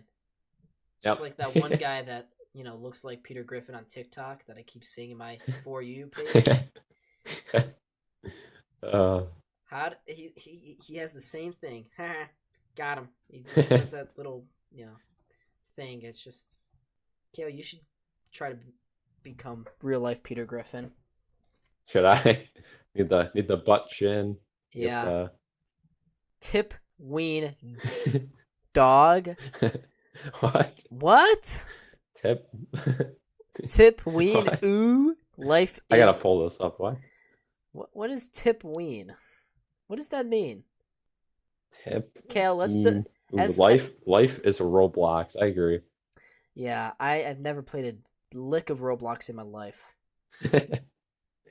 Oh, we Yeah, just hit the post. Jack Quinn just hit the freaking post. And the Sabres can't keep it in. Got less than a minute to go here. Now, donate? Is that your final synopsis there, It's Your Boy Dog? Is that what you think? I think that's what he meant to say. Ooh, look at I Kyle guess. Poso trying to go end to end here. He Oh. can't. We got Kyle Poso out in a critical empty net situation. Don Granato. Wrap it up. Let's give Don Granato our cheers here for the game because he's just been absolutely incredible. Don has got to go. Yeah. Bring in Ron Rolston. Ron. Oh. Oh, Ron. Oh, Lord. I saw somebody on Twitter calling for Chuck Schumer to be replaced as coach. Chuck Schumer. Oh, Sabres just committed a penalty. Ooh, uh-oh. Uh-oh, stinky. I think did the Bruins try on this power play or did they just skate it in their own end? 32 seconds left. I think they're gonna try. All right. Oh boy. Joe Marino on Twitter has a checklist of how to fix the Sabres. Are you ready, Cal? We can debate and see if we agree or not. Number 1, take best offers for UPL, Jokiharju, and Olofsson. Number 2, trade futures for the best goalie possible in the offseason, Gibson or Olmark. Maybe not Gibson, but yep. Yeah, I don't think he's the best. Number 3, no. Trade one of their forward prospects to Anaheim for one of their right-handed shot prospects, maybe Luneau or Warren. Yep, you could do that. Maybe. Draft Caden Lindstrom or the best right-handed shot defenseman available. I don't know who that is. Yeah, probably get a draft defense, I would assume. Number 5. Yet again. Number 5, sign a real top 4 right-handed defenseman in free agency. Never gonna happen. Number 6, let Eric Johnson and Gergensen walk. Give Okposo a front office job. Okay, yeah, I'm okay with that. Number 7, get a better coaching staff. Yep, it's got to happen. Yep, as this game comes to a close, the final Sabres score... outshot the Bruins 26-25. Let's clap it up. Good effort by the boys. 4 goals on 25 shots. 4 goals. Kale, we got to clap this effort up. The boys came out to the rink. Really good. Good game. The Sabres are back. They have only lost by 3, so I would call that progress. I call that 100%. Progress. It's better than losing 5 or 9 by 9-4. But the Sabres have once again absolutely blown our expectations out of the water. And yeah. Cal, before we hop off here, I'd like to play a fun game. Let's do it. Which we could eventually turn into a video, but 7 people watching, so here we go. We're going to do a fun game called Keep Trade. What could you do? Or Keep Trade or Resign, right? Keep, trade, or resign. No, keep, trade, or waive. Are you ready? Keep, trade, or waive. That's the 3 options. Here we go. Eric Johnson. Waive. Goodbye. Waive. Zach Benson. Gotta keep. Henry Jokiharju. Honestly, trade if you're not going to play him. Trade. Jordan Greenway. Keep. Tyson Jost. Trade. Try to trade him. See if it can happen. Yep. Kyle Okposo. Waive. Did I say Peyton Krebs already? If not, Peyton You did Krebs. not. I'm going to say keep and somehow, some way get him to the Hammers. Jack Quinn. Keep. Matthias Samuelsson. And you got to keep him. He's under big money, Yeah. big deal.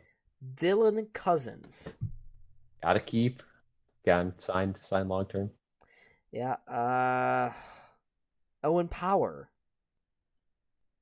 You got to keep. You got to have faith, right? Number one overall pick. The big sigh. It's got to come eventually. So keep for now. All right. Rasmus Dahlin. Keep. Sorry. Keep. Yeah. Yeah. Keep. Ryan Johnson. Keep. I've liked what I've seen. Casey Middlestat. Now, this is a tricky one because this is an actual decision that the Sabres are going to have to make very soon. I'd say keep if you can. I don't think the trade market's going to be there because he's on an expiring deal, RFA. So I'd say keep. Eric Robinson. Honestly, try to trade him at this point because he's not going to be part of the future, I don't think. And if you waive him, it's kind of a waste. I think a team might want him for, maybe you could get your 7th round pick back. So maybe trade him. Jeff Skinner. Got to keep. Do you want to keep him or you want to waive him? You got to keep him. I think he has too much upside if you could pair him with the right guy, like him and Tage Thompson, him and Jack Eichel. Like when you put those two together, it just works. So keep him for now. I think, again, he's one of those guys that needs that superstar with him. When he has that superstar, he flourishes. So keep. Victor Olofsson. Gotta trade. Fine. I mean, how many times have we said this? Connor Clifton. But you're not gonna. You signed him longer term, unfortunately. Alex Tuck. Gotta keep. Don Granato. Bye. Gotta get rid of him. I think at this point, I think he's lost the room. I truly do. Yeah, but he's got so many good assistant coaches. We can't lose those assistant coaches. Marty Wilford, Matty Ellis. Some real Mike Bales. Mike Bales. Yeah. Whole staff is great. Yeah, well, that was a fun game. I think, Cal, I didn't keep a tally there, but I heard keep a healthy portion. I heard wave only a couple of times, surprisingly. I heard wave a couple times, and then trade only a couple. But, yeah, thank you. Well, don't thank us. We thank you guys, because you're the reason why we do this. We wouldn't do this if you guys weren't here, so thank you, folks. Thank you for everyone in the chat that has stuck around. It's 10:15 now here on the East Coast in Buffalo. It's a late night, and I'm so glad that the Sabres they kept us up for something good. I'm really glad. Great game, just great game for the Sabres. We'll be right back at it. Not Saturday, but maybe next week. So hopefully the Sabres can get on a win streak now that they play some bad teams coming up. They had a lot of chances tonight, just couldn't put the puck in the net. So I'm not ready to give up yet this year. I think there's still a potential for a win streak, but it's going to be tough. Yeah, it's going to be very, very tough here. But the Sabres just give me pain. And I don't think I'll be able to stream again. I don't know what I said. I have my stream schedule will come out next Monday anyways. But there will be more videos this week. We got a lot of stuff to talk about. But yeah, I was Don. This is Cal. This team is an embarrassment. We're gonna go get some sleep and forget about this team. Thank you, folks for watching. See ya in the next video. Peace. Bye bye.